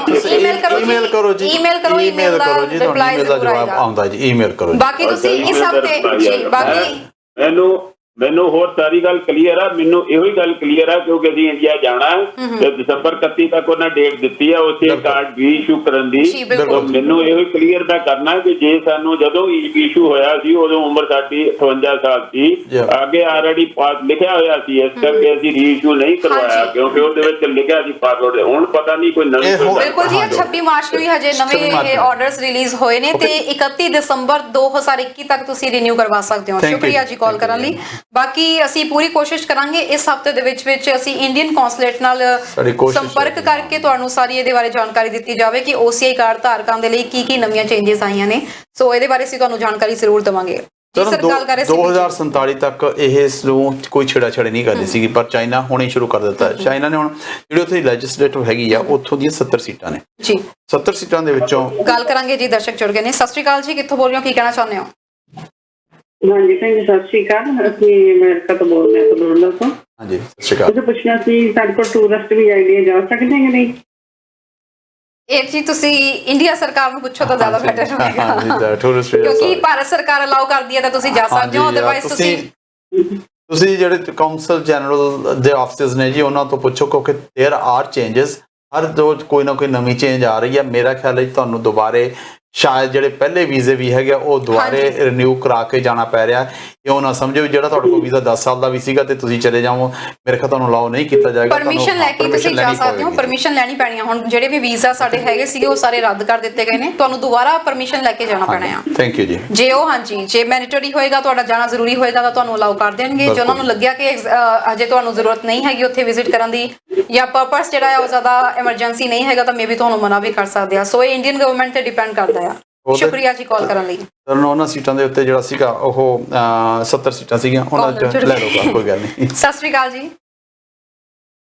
ਸਤਿ ਸ਼੍ਰੀ ਅਕਾਲ ਜੀ। ਹਾਂਜੀ ਸਰ, ਕਿੱਥੋਂ ਬੋਲ ਰਹੇ ਹੋ? ਮੈਂ ਟੋਰਾਂਟੋ ਤੋਂ ਬੋਲਦਾ ਜੀ। ਹਾਂਜੀ, ਕੀ ਸਵਾਲ ਹੈ ਜੀ? ਸਵਾਲ ਇਹ ਆ ਜੀ ਵੀ ਜਿਹੜਾ OCI ਦਾ ਦੱਸਿਆ ਨਾ ਜੀ ਜੀ ਸਰ। ਜਿੱਦਾਂ ਮੇਰੇ ਕੋਲ OCI ਹੈਗੀ ਆ। ਹਾਂਜੀ ਹਾਂਜੀ ਮੇਰੀ ਉਮਰ ਇਸ ਵੇਲੇ ਹੈਗੀ 82-83 ਸਾਲ ਦੀ। ਜੀ ਆ। OCI ਮੇਰੇ ਕੋਲ ਉਹ ਸਟੈਂਪ ਵੀ ਵਿੱਚ ਲੱਗੀ ਉਹ ਪਾਸਪੋਰਟ ਦੇ, ਤੇ ਮੇਰੇ ਕੋਲ 4 ਪੇਜ ਦੀ ਕਾਪੀ ਵੀ ਹੈਗੀ। ਜੇ ਹੁਣ ਨਵੀਂ ਸ਼ਰਤ ਸਾਡੇ ਵਾਸਤੇ ਕੀ ਹੈ ਜੀ, ਇਹ ਮੈਂ ਪੁੱਛਣਾ ਜੀ। ਤੁਸੀਂ ਟੀਵੀ ਸਕਰੀਨ ਤੇ ਆਨਸਰ ਸੁਣ ਸਕਦੇ ਹੋ ਜੀ। ਕਾਲ ਕੀਤੀ ਉਹਦੇ ਲਈ ਤੁਹਾਡਾ ਸ਼ੁਕਰੀਆ। ਹਾਂਜੀ, ਥੈਂਕ ਯੂ ਜੀ। ਗੱਲ ਹੈ ਕਿ ਜਿਵੇਂ ਅਸੀਂ ਜਾਣ ਤੋਂ ਪਹਿਲਾਂ ਸਾਰਾ ਕੁਝ ਦੱਸ ਕੇ ਜਾਵਾਂਗੇ ਜੀ। ਸਾਨੂੰ ਜਿਹੜੀਆਂ ਖਬਰਾਂ ਰਹਿੰਦੀਆਂ ਜੋ ਅਸੀਂ ਕਰਦੀ ਜਾਣ ਤੋਂ ਪਹਿਲਾਂ ਦੱਸ ਕੇ ਜਾਵਾਂਗੇ। ਪਰ OCI ਕਾਰਡ ਧਾਰਕਾਂ ਲਈ ਜਿਹੜੀਆਂ ਕੁਝ ਨਵੀਆਂ ਚੇਂਜਸ ਦੇ ਬਾਰੇ ਵਿੱਚ ਸਾਨੂੰ ਜਾਣਕਾਰੀ ਮਿਲੀ ਆ, 26 ਮਾਰਚ ਨੂੰ ਕੁਝ ਨਵੀਆਂ ਚੇਂਜਸ ਹੋਈਆਂ ਨੇ। ਉਹਦੇ ਬਾਰੇ ਵਿੱਚ ਪ੍ਰੋਗਰਾਮ ਖਤਮ ਹੋਣ ਤੋਂ 10 ਮਿੰਟ ਪਹਿਲਾਂ ਅਸੀਂ ਤੁਹਾਨੂੰ ਸਾਰੀ ਜਾਣਕਾਰੀ ਦੇਵਾਂਗੇ। ਸੋ ਥੋੜਾ ਜਿਹਾ ਪ੍ਰੋਗਰਾਮ ਦੇ ਨਾਲ ਜੁੜੇ ਰਹੋ। ਸਰ, ਅਸੀਂ ਹਾਂਗਕਾਂਗ ਦੇ ਬਾਰੇ ਵਿੱਚ ਗੱਲ ਕਰ ਰਹੇ ਸੀ। ਕਰਨ ਗੱਲ ਹੈਗੀ ਉਹ ਅੱਗੇ 70 ਸੀਟਾਂ ਸੀਗਾ ਜਿਹੜੀ ਉੱਥੇ ਲੈਜਿਸਲੇਚਰ, ਹੁਣ ਉਹਦੀਆਂ ਉਹਨਾਂ ਨੇ 90 ਕਰ ਦੇਣੀਆਂ ਨੇ। ਅੱਗੇ 35 ਦੇ ਉੱਤੇ ਇਲੈਕਸ਼ਨ ਹੁੰਦੀ ਸੀ, ਹੁਣ 35 ਛੱਡਤੀਆਂ ਨੇ। 35 ਥਾਂ ਤੇ 20 ਦੇ ਉੱਤੇ ਹੋਈ ਇਲੈਕਸ਼ਨ ਹੋਏਗੀ। ਜਿਹੜੀ ਇਲੈਕਸ਼ਨ 'ਚ ਵੀ ਖੜੇ ਹੋਣਗੇ ਉਹਨਾਂ ਦੀ ਕਮੇਟੀ ਕੋਈ ਜੱਜ ਕਰੇਗੀ, ਉਹ ਉਹਨਾਂ ਨੂੰ ਵੀ ਖੜੇ ਹੋਣ ਦੇਵੇਗੀ। ਸੋ ਇਟ ਮੀਨਸ ਜਿਹੜਾ ਕੁਝ ਵੀ ਜਿਹੜਾ ਡੈਮੋਕ੍ਰੈਟਿਕ ਸਿਸਟਮ ਸੀਗਾ ਹਾਂਗਕਾਂਗ ਵਾਲਾ, ਉਹ ਟੋਟਲੀ ਤਹਿਸ ਨਹਿਸ ਹੋ ਗਿਆ। ਚਾਈਨਾ ਦੇ ਟੋਟਲੀ ਅੰਡਰ ਕੰਟਰੋਲ ਹੈਗਾ। ਚਾਈਨਾ ਨਹੀਂ ਚਾਹੁੰਦਾ ਕਿ ਉਹ ਕਿਸੇ ਉੱਤੇ ਹੋਰ ਕੁਝ ਹੋਵੇ, ਇਸ ਕਰਕੇ ਸਾਰਾ ਕੁਝ ਚੇਂਜਸ ਆ ਗਈਆਂ ਨੇ। ਹਾਂਗਕਾਂਗ ਉਹ ਹਾਂਗਕਾਂਗ ਨਹੀਂ ਆ, ਇਸੇ ਕਰਕੇ ਉਹਦੇ ਦੇਖੋ ਅਸਰ ਕੀ ਹੁੰਦਾ ਹੈ। ਅਸਰ ਜਿਹੜਾ ਵੈਸਟਰਨ ਵਰਲਡ ਆ ਉਹ ਤੇ ਹੋ ਰਿਹਾ ਜੀ, ਉੱਥੇ ਸਾਰਾ ਪੈਸਾ ਬਾਹਰ ਆ ਰਿਹਾ। 46 ਬਿਲੀਅਨ ਤਾਂ ਆਪਾਂ ਚਾਈਨਾ ਦੇ ਵਿੱਚ, ਕੈਨੇਡਾ ਦੇ ਵਿੱਚ ਆਇਆ ਦੱਸਿਆ ਸੀਗਾ, ਹਾਂਗਕਾਂਗ ਚੋਂ ਪੈਸਾ ਬਾਹਰ ਆਇਆ। ਉਹ ਇਸ ਗੱਲ ਦਾ ਅਸਰ ਪੈ ਰਿਹਾ ਜੀ। ਔਰ ਚਾਈਨੀਜ਼ ਗਵਰਨਮੈਂਟ ਉਹਨੂੰ ਆਪਦੇ ਕਬਜ਼ੇ 'ਚ ਇਸ ਵੇਲੇ ਫੁੱਲੀ ਅੰਡਰ ਕੰਟਰੋਲ ਹੈ ਜੀ। ਜਿਹੜਾ ਹਾਂਗਕਾਂਗ ਹੈ, ਜਿਵੇਂ ਬਾਕੀ ਦਾ ਚਾਈਨਾ ਉਵੇਂ ਉਹਨਾਂ ਦੇ ਕੰਟਰੋਲ 'ਚ ਹੈ। ਜਿਹੜੀ 2047 ਤੱਕ ਉਹਨਾਂ ਨੇ ਇਸ ਚੀਜ਼ ਨੂੰ ਆਨਰ ਕਰਨਾ ਸੀਗਾ, ਉਹਨਾਂ ਨੇ ਉਹ ਬਿਲਕੁਲ ਨਹੀਂ ਕੀਤਾ ਜੀ। ਬਿਲਕੁਲ ਜੀ। ਤੇ ਸਰ, ਉੱਥੇ ਥੋੜੀ ਜਿਹੀ ਆਪਾਂ ਟਰੰਪ ਸਾਹਿਬ ਦੀ ਵੀ ਗੱਲ ਕਰ ਲਈਏ। ਜੇਕਰ ਤੁਸੀਂ ਟਰੰਪ ਸਾਹਿਬ ਦੇ ਫੈਨ ਹੋ ਤੇ ਆਪਣੇ ਕਿਸੇ ਇਵੈਂਟ ਦੇ ਵਿੱਚ ਉਹਨਾਂ ਨੂੰ ਇਨਵਾਈਟ ਕਰਨਾ ਚਾਹੁੰਦੇ ਹੋ ਤਾਂ ਤੁਹਾਨੂੰ ਦੱਸੀਏ ਬੁਕਿੰਗ ਸ਼ੁਰੂ ਹੋ ਚੁੱਕੀ ਹੈ। ਤੁਸੀਂ ਬੁੱਕ ਕਰਵਾ ਸਕਦੇ ਹੋ ਤੇ ਤੁਹਾਡੇ ਸਮਾਗਮ ਦੇ ਵਿੱਚ ਪਹੁੰਚ ਸਕਦੇ ਨੇ। ਸਰ, ਵੈਬਸਾਈਟ ਹੈਗੇ ਜੀ 45office.com 45office.com। ਤੁਸੀਂ ਇੱਥੇ ਜੀ ਬੁਕਿੰਗ ਕਰਵਾ 45 ਪਤਾ ਸਕਦੇ ਹੋ। ਕਿਉਂ? 45 ਮਿੰਟ ਪ੍ਰੈਜ਼ੀਡੈਂਟ ਹੈ ਨਾ। ਓਕੇ, ਇਸ ਕਰਕੇ ਹੈ ਜੀ। ਉਹ ਤੇ ਤੁਸੀਂ ਬੁਕਿੰਗ ਕਰ ਸਕਦੇ ਹੋ ਜੀ। ਤੁਸੀਂ ਟਰੰਪ ਸਾਹਿਬ ਨੂੰ ਆਪਦੇ ਬੁਲਾਉਣਾ ਚਾਹੁੰਦੇ ਹੋ ਉੱਥੇ, ਉਹ ਤੇ ਉਹਨਾਂ ਦੀ ਵਾਈਫ ਜੇ ਉਨੀ ਦੇਰ ਤੱਕ ਇਕੱਠੇ ਰਹਿ ਗਏ ਤਾਂ ਉਹ ਤੁਹਾਡੇ ਆਉਣਗੇ ਜੀ। ਤੇ ਮਿਲੇਨੀਆ ਕਈ ਵਾਰੀ ਉਹਦੀ ਗੱਲ ਮੰਨਦੇ ਨਹੀਂ ਹੈ ਜੀ। ਤੇ ਤੁਸੀਂ ਬੁਕਿੰਗ ਕਰਾ ਸਕਦੇ ਹੋ, ਪਰ ਉਹਦੀਆਂ ਕੰਡੀਸ਼ਨਸ ਨੇ। ਪਹਿਲਾਂ ਪੁੱਛਦੇ ਜੀ ਉੱਥੇ ਮੀਡੀਆ ਆਏਗਾ, ਜੇ ਮੀਡੀਆ ਆਏਗਾ ਜਾਂ ਨਾ, ਹੋਰ ਉੱਥੇ ਕਿਹੜੇ ਕਿਹੜੇ ਗੈਸਟ ਆ ਰਹੇ। ਇਹ ਠੀਕ ਗੱਲ ਆ, ਨਥਿੰਗ ਰੋਂਗ ਵਿਦ ਦੈਟ। ਉਹਨੂੰ ਪੁੱਛਣਾ ਕੋਈ ਮਾੜੀ ਗੱਲ ਹੈ ਨਹੀਂ ਗੀ। ਹਜੇ ਉਹਦੇ ਪੈਸੇ ਨਹੀਂ ਦੱਸੇ ਗਏ ਵੀ ਤੁਸੀਂ ਕਿੰਨੇ ਪੈਸੇ ਦੇਣੇ। ਹੋ ਸਕਦਾ ਫ੍ਰੀ ਹੋਈ ਹੋਵੇ। ਹਾਂ, ਜੇ ਤੁਸੀਂ ਕੋਈ ਗ੍ਰੀਟਿੰਗਸ ਭਿਜਵਾਉਣੀਆਂ ਚਾਹੁੰਦੇ ਹੋ, ਕਿਸੇ ਨੂੰ ਆਪ ਨੂੰ ਗ੍ਰੀਟਿੰਗਸ ਮੰਗਵਾਉਣੀਆਂ ਚਾਹੁੰਦੇ ਹੋ, ਤੁਸੀਂ ਉਹ ਵੀ 45office.com ਤੇ ਜਾ ਕੇ ਤੁਸੀਂ ਟਰੰਪ ਸਾਹਿਬ ਨੂੰ ਇਹ ਰਿਕੁਐਸਟ ਪਾ ਸਕਦੇ ਹੋ। ਔਰ ਉਹ ਤੁਹਾਨੂੰ ਇਸ ਗੱਲ ਦਾ 6 ਹਫ਼ਤੇ ਦੇ ਵਿੱਚ ਚੰਗੀ ਗੱਲ ਹੈ। ਬਿਲਕੁਲ। ਜੇ ਤੁਸੀਂ ਰੰਗ 'ਚ ਭੰਗ ਪਾਉਣਾ ਚਾਹੁੰਦੇ ਹੋ ਤਾਂ ਬੁਲਾ ਸਕਦੇ ਹੋ। ਕਹਿੰਦੇ ਇੱਕ ਵੈਡਿੰਗ 'ਚ ਪਹੁੰਚੇ ਸੀ ਤੇ ਉੱਥੇ ਉਹਨਾਂ ਨੇ ਜੋ ਕੀਤਾ ਹੈ ਸਰ, ਉਹ ਵੀ ਜ਼ਰੂਰ ਦੱਸਿਓ। ਦੇਖੋ ਜੀ, ਵੈਡਿੰਗ ਜਦ ਕਰਨ ਉਹਨਾਂ ਦੇ ਜਿੱਥੇ ਰਹਿੰਦੇ ਨੇ ਮਾਰਾ ਲਾਗੋ ਹੈ ਜਿਹੜਾ ਹੈਗਾ ਉਹ ਰਿਜ਼ੋਰਟ ਹੈ, ਉਹ ਰਿਜ਼ੋਰਟ ਤੇ ਅਗਲੇ ਨੇ ਵਿਆਹ ਬੁੱਕ ਕਰਾਇਆ ਸੀਗਾ ਜੀ, ਉਹਦੀ ਜਿਹੜੀ ਰਿਸੈਪਸ਼ਨ ਚੱਲ ਰਹੀ ਸੀਗੀ ਤੇ ਇਸ ਜੀ ਨੂੰ ਕਹਿੰਦੇ ਕ੍ਰੈਸ਼ ਕੀਤਾ ਉਹਨਾਂ ਨੇ। ਬਿਲਕੁਲ ਸਰ, ਇਹਦੀ ਗੱਲ ਕਰਾਂਗੇ, ਦਰਸ਼ਕ ਜੁੜ ਗਏ ਨੇ। ਸਤਿ ਸ਼੍ਰੀ ਅਕਾਲ ਜੀ।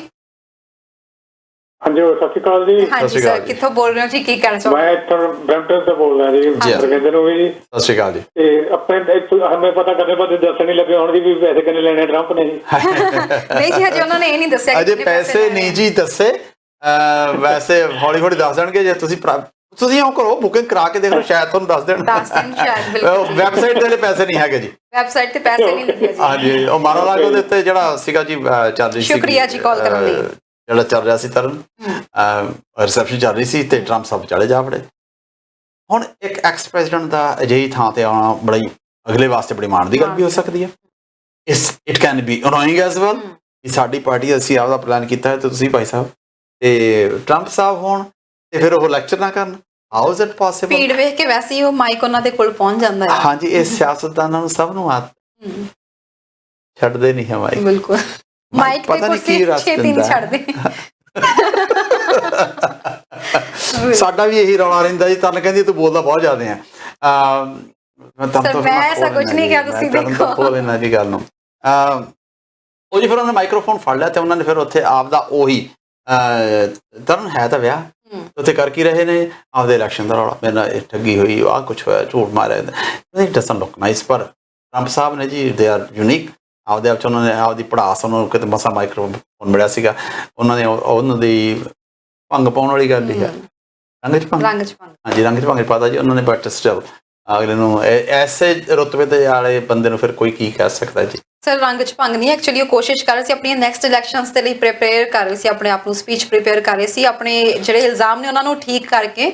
ਸੋ ਕਹਿ ਰਹੇ ਸੀ, ਉਹਨਾਂ ਨੇ ਪਹਿਲਾਂ ਹੀ ਕਿਹਾ ਕਿ ਅਗਲੀਆਂ ਇਲੈਕਸ਼ਨਸ ਵੀ ਸ਼ਾਇਦ ਉਹ ਲੜ ਸਕਦੇ ਨੇ।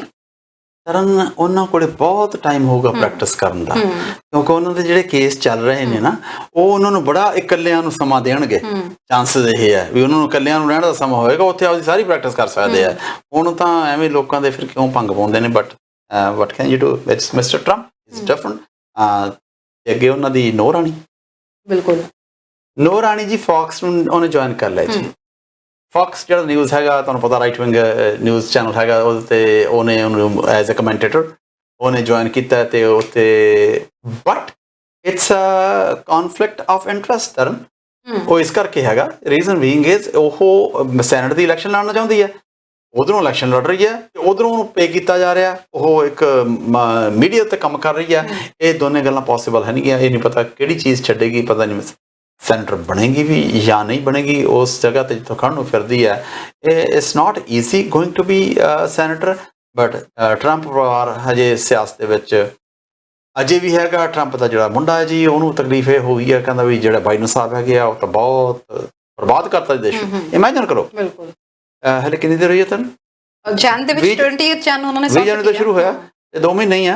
ਕਹਿੰਦੇ ਜੀ ਬਹੁਤ ਨੁਕਸਾਨ ਕਰਤਾ। ਔਰ ਜਿਹੜਾ ਮੇਰਾ ਬਾਪ ਸੀਗਾ ਉਹ ਤਾਂ ਬਹੁਤ ਜ਼ਿਆਦਾ ਕੰਮ ਕਰਦਾ ਸੀਗਾ ਵੈਸੇ, ਤੇ 5 ਵਾਰੀ ਡੈਲਾਵੇਅਰ ਕਿਉਂ ਗਏ ਬਾਈਡਨ ਸਾਹਿਬ, ਆਪਦੇ ਪਿੰਡ ਕਿਉਂ ਜਾ ਕੇ ਗਏ, ਆਪਦੇ ਘਰੇ 5 ਵਾਰੀ ਜਾ ਕੇ ਆਏ ਨੇ ਜੀ ਡਿਊਰਿੰਗ ਹੁਣ ਤੱਕ। ਤੇ ਇਹ ਹੁਣ ਤੱਕ ਦੇ ਟਾਈਮ ਵਿੱਚ ਟਰੰਪ ਸਾਹਿਬ ਨੇ 19 ਵਾਰੀ ਗੋਲਫ ਖੇਡੀ ਸੀ।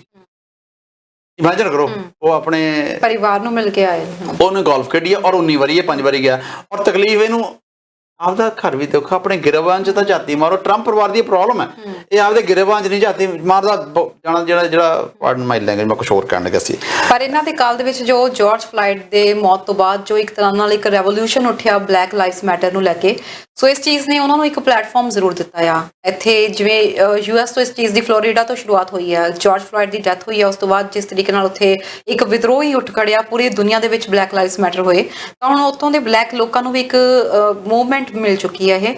ਸੋ ਹੁਣ ਕਹਿੰਦੇ 600 ਦੇ ਕਰੀਬ ਲੋਕ ਅਜਿਹੇ ਨੇ ਸਪੈਸ਼ਲ ਕੈਨੇਡਾ ਦੇ ਵਿੱਚ, ਜਿਨ੍ਹਾਂ ਨੇ ਅੱਗੇ ਆ ਕੇ ਗੱਲ ਆਖੀ ਹੈ ਕਿ ਉਹਨਾਂ ਦੇ ਨਾਲ ਵੀ ਕਿਤੇ ਨਾ ਕਿਤੇ ਰੇਸਿਜ਼ਮ ਹੋਇਆ ਆ। ਹਾਂ ਤਰਨ, ਜਿਹੜੇ ਲੋਕ ਪਬਲਿਕ 'ਚ ਕੰਮ ਕਰਦੇ ਆ, ਸਰਕਾਰੀ ਨੌਕਰੀਆਂ ਵਾਲੇ, ਉਹਨਾਂ ਨੇ ਜੀ ਇਹ ਕਲਾਸ ਐਕਸ਼ਨ ਲਾਅ ਸੂਟ ਹੈ ਜੀ, ਇਹ ਸਾਡੀ ਜਿਹੜੀ ਕੈਨੇਡੀਅਨ ਗਵਰਨਮੈਂਟ ਆ ਉਹਦੇ ਅਗੇਂਸਟ ਕੀਤਾ ਜਾ ਰਿਹਾ ਕਿ ਜਿੱਥੇ ਉਹਨਾਂ ਨੂੰ ਤਰੱਕੀਆਂ ਮਿਲਣੀਆਂ ਸੀਗੀਆਂ, ਤਰੱਕੀਆਂ ਨਹੀਂ ਮਿਲੀਆਂ, ਉਹਨਾਂ ਨੂੰ ਪਿੱਛੇ ਰੱਖਿਆ ਗਿਆ। ਬਹੁਤ ਲੋਕ 600 ਤਾਂ ਹੈਗੇ, ਸ਼ਾਇਦ ਇਹ ਤੋਂ ਵੱਧ ਵੀ ਇਕੱਠੇ ਹੋਣਗੇ। ਔਰ ਇਹ ਹਾਲੇ ਤਾਂ 900 ਮਿਲੀਅਨ ਦੇ ਨੇੜੇ ਹੈਗਾ ਕੇਸ ਤਰਨ। ਐਂਡ ਜੇ ਹੋਰ ਰਲ ਜਾਂਦੇ ਆ, ਤਕਰੀਬਨ ਮੇਰੇ ਕੋਲ 37,000 ਇੰਪਲੋਈ ਐਸ ਜਿਹੜਾ ਕੇਸ ਦੇ ਨਾਲ ਸੰਬੰਧਿਤ ਐਕਸ ਇੰਪਲੋਈ ਜਿਹੜੇ ਕਿ ਆਪਣੇ ਬਲੈਕਸ ਨੇ। ਜਾਂ ਮਾਈਨੋਰਿਟੀਜ਼ ਹੈਗੀਆਂ ਨੇ ਉਹ ਇਸ ਮਾਮਲੇ ਦੇ ਵਿੱਚ ਰਲਦੇ ਜਾ ਰਹੇ ਤਾਂ ਇਸ ਕੋਲ ਵੀ ਬਿਲੀਅਨਸ ਆਫ ਡਾਲਰਸ ਕੇਸ ਚੱਲੇਗਾ, ਇਹਦੇ ਹੱਕ 'ਚ ਫੈਸਲਾ ਹੁੰਦਾ ਹੈ, ਪਰ ਹਰ ਕੋਈ ਆਪਦਾ ਹੱਕ ਮੰਗ ਰਿਹਾ ਹੈ। ਬਿਲਕੁਲ ਜੀ। ਤੇ ਪਰ ਉੱਥੇ ਫੌਜ ਦੇ ਵਿੱਚ ਵੀ ਕਹਿੰਦੇ, ਮਿਲਟਰੀ ਦੇ ਵਿੱਚ ਵੀ ਇਹ ਸਭ ਕੁਝ ਦੇਖਣ ਨੂੰ ਮਿਲਿਆ ਕਿ ਉੱਥੇ ਆਰਮੀ ਪਰਸਨਲਸ ਦੇ ਨਾਲ ਵੀ ਇਦਾਂ ਹੀ ਹੋਇਆ ਕੁਝ ਬਲੈਕ। ਫਸਟ ਵਰਲਡ ਵਾਰ ਦੇ ਵਿੱਚ ਤਰਨ ਪਹਿਲਾਂ ਤਾਂ ਦੇਖੋ ਹੁਣ ਕਿੱਥੇ ਅਸੀਂ ਇਹ ਕੈਨੇਡਾ ਪਹੁੰਚ ਗਿਆ ਜਿੱਥੇ ਕਿ ਇੱਥੇ ਮਾਈਨੋਰਿਟੀਜ਼ ਦੇ ਲੋਕ ਸਿਆਸਤਦਾਨ ਨੇ, ਮਿਨਿਸਟਰਸ ਨੇ, ਵੱਡੇ ਵੱਡੇ ਅਹੁਦਿਆਂ ਤੇ ਲੱਗੇ ਹੋਏ ਨੇ। ਫਸਟ ਵਰਲਡ ਵਾਰ ਦੇ ਵਿੱਚ ਜਿਹੜੇ ਬਲੈਕਸ ਸੀਗੇ they were not even allowed to go into military. Imagine ਕਰੋ ਤੁਸੀਂ ਬਲੈਕਸ ਹੋ, ਤੁਸੀਂ ਮਿਲਟਰੀ 'ਚ ਨਹੀਂ ਆਓਗੇ। ਅਖੀਰ ਫਿਰ ਮਾੜਾ ਮੋਟਾ ਰੌਲਾ ਪਿਆ, ਉਹਨਾਂ ਨੇ ਫਿਰ ਬਲੈਕਸ ਦੀ ਵੱਖਰੀ ਇੱਕ ਬਟਾਲੀਅਨ ਬਣਾਈ। ਉਹ ਬਟਾਲੀਅਨ ਲੜਾਈ ਦੇ ਵਿੱਚ ਗਈ ਵੀ ਹੈਗੀ ਆ, ਲੜੇ ਵੀ ਆ, ਉਹਨਾਂ ਦੇ ਸ਼ਹੀਦ ਵੀ ਹੋਏ ਆ, ਕਿਸੇ ਨੂੰ ਕੋਈ ਹੁਣ ਤੱਕ ਅਵਾਰਡ ਨਹੀਂ ਮਿਲਿਆ। ਬਾਕੀਆਂ ਨੂੰ ਤਾਂ ਵਿਕਟੋਰੀਆ ਕ੍ਰਾਸ ਮਿਲਿਆ, ਇਹੋ ਜਿਹਾ ਕੁਛ ਹੋਇਆ, ਪਰ ਜਿਹੜੀ ਉਹ ਸੀਗੀ ਉਹਨਾਂ ਨੂੰ ਕੁਛ ਵੀ ਹੁਣ ਤੱਕ ਰੈਕੋਗਨੀਸ਼ਨ ਨਹੀਂ ਹੋਈ। ਹੁਣ ਥੋੜ੍ਹਾ ਜਿਹਾ ਰੌਲਾ ਪੈ ਕੇ ਉਹਦਾ ਜਿਹੜੇ ਉਹਨਾਂ ਦੇ ਪਰਿਵਾਰ ਮੈਂਬਰ ਆ ਉਹਨਾਂ ਨੇ ਇਹ ਗੱਲਾਂ ਜੋ ਸ਼ੁਰੂ ਕੀਤੀਆਂ ਤਾਂ ਹੁਣ ਜਾ ਕੇ ਸਰਕਾਰ ਨੇ ਸਾਡੀ ਨੇ ਮੁਆਫੀ ਮੰਗੀ ਹੈ ਵੀ ਸਾਡੇ ਤੋਂ ਗਲਤੀ ਹਰਜੀਤ ਸੱਜਣ ਸਾਹਿਬ ਨੇ ਇਸ ਮਾਮਲੇ ਦੀ ਮੁਆਫੀ ਮੰਗੀ ਹੈ ਜੀ, ਤੇ ਅਸੀਂ ਧੱਕਾ ਕੀਤਾ। ਬਿਲਕੁਲ ਸਰ, ਐਟਲੀਸਟ ਮੁਆਫੀ ਮੰਗ ਲਈ ਗਈ ਹੈ। ਤੇ ਆਪਾਂ ਥੋੜਾ ਜਿਹਾ ਹੁਣ ਖਬਰਾਂ ਦਾ ਸਿਲਸਿਲਾ ਇੱਥੇ ਸਮਾਪਤ ਕਰਦੇ ਹਾਂ ਤੇ ਸਵਾਲ ਹੁੰਦਾ ਦਰਸ਼ਕਾਂ ਦੇ ਲਈ, ਦਰਸ਼ਕਾਂ ਲਈ ਸਵਾਲ ਅਸੀਂ ਜ਼ਰੂਰ ਲੈ ਕੇ ਆਵਾਂਗੇ। ਉਸ ਤੋਂ ਪਹਿਲਾਂ OCI ਕਾਰਡ ਧਾਰਕਾਂ ਨੂੰ ਇੱਕ ਵਾਰ ਫਿਰ ਤੋਂ ਜਾਣਕਾਰੀ ਦੇ ਦਈਏ ਕਿ 26 ਮਾਰਚ ਨੂੰ ਜੋ ਲੇਟੈਸਟ ਇਨਫੋਰਮੇਸ਼ਨ ਜਾਰੀ ਹੋਈ ਹੈ ਉਹਦੇ ਅਨੁਸਾਰ ਜਿਹੜੇ OCI ਕਾਰਡ ਧਾਰਕ ਨੇ ਉਹਨਾਂ ਨੂੰ ਆਪਣਾ ਪੁਰਾਣਾ ਪਾਸਪੋਰਟ ਨਾਲ ਲੈ ਕੇ ਆਉਣ ਦੀ ਲੋੜ ਨਹੀਂ ਹੈ ਟਰੈਵਲ ਕਰਨ ਵੇਲੇ।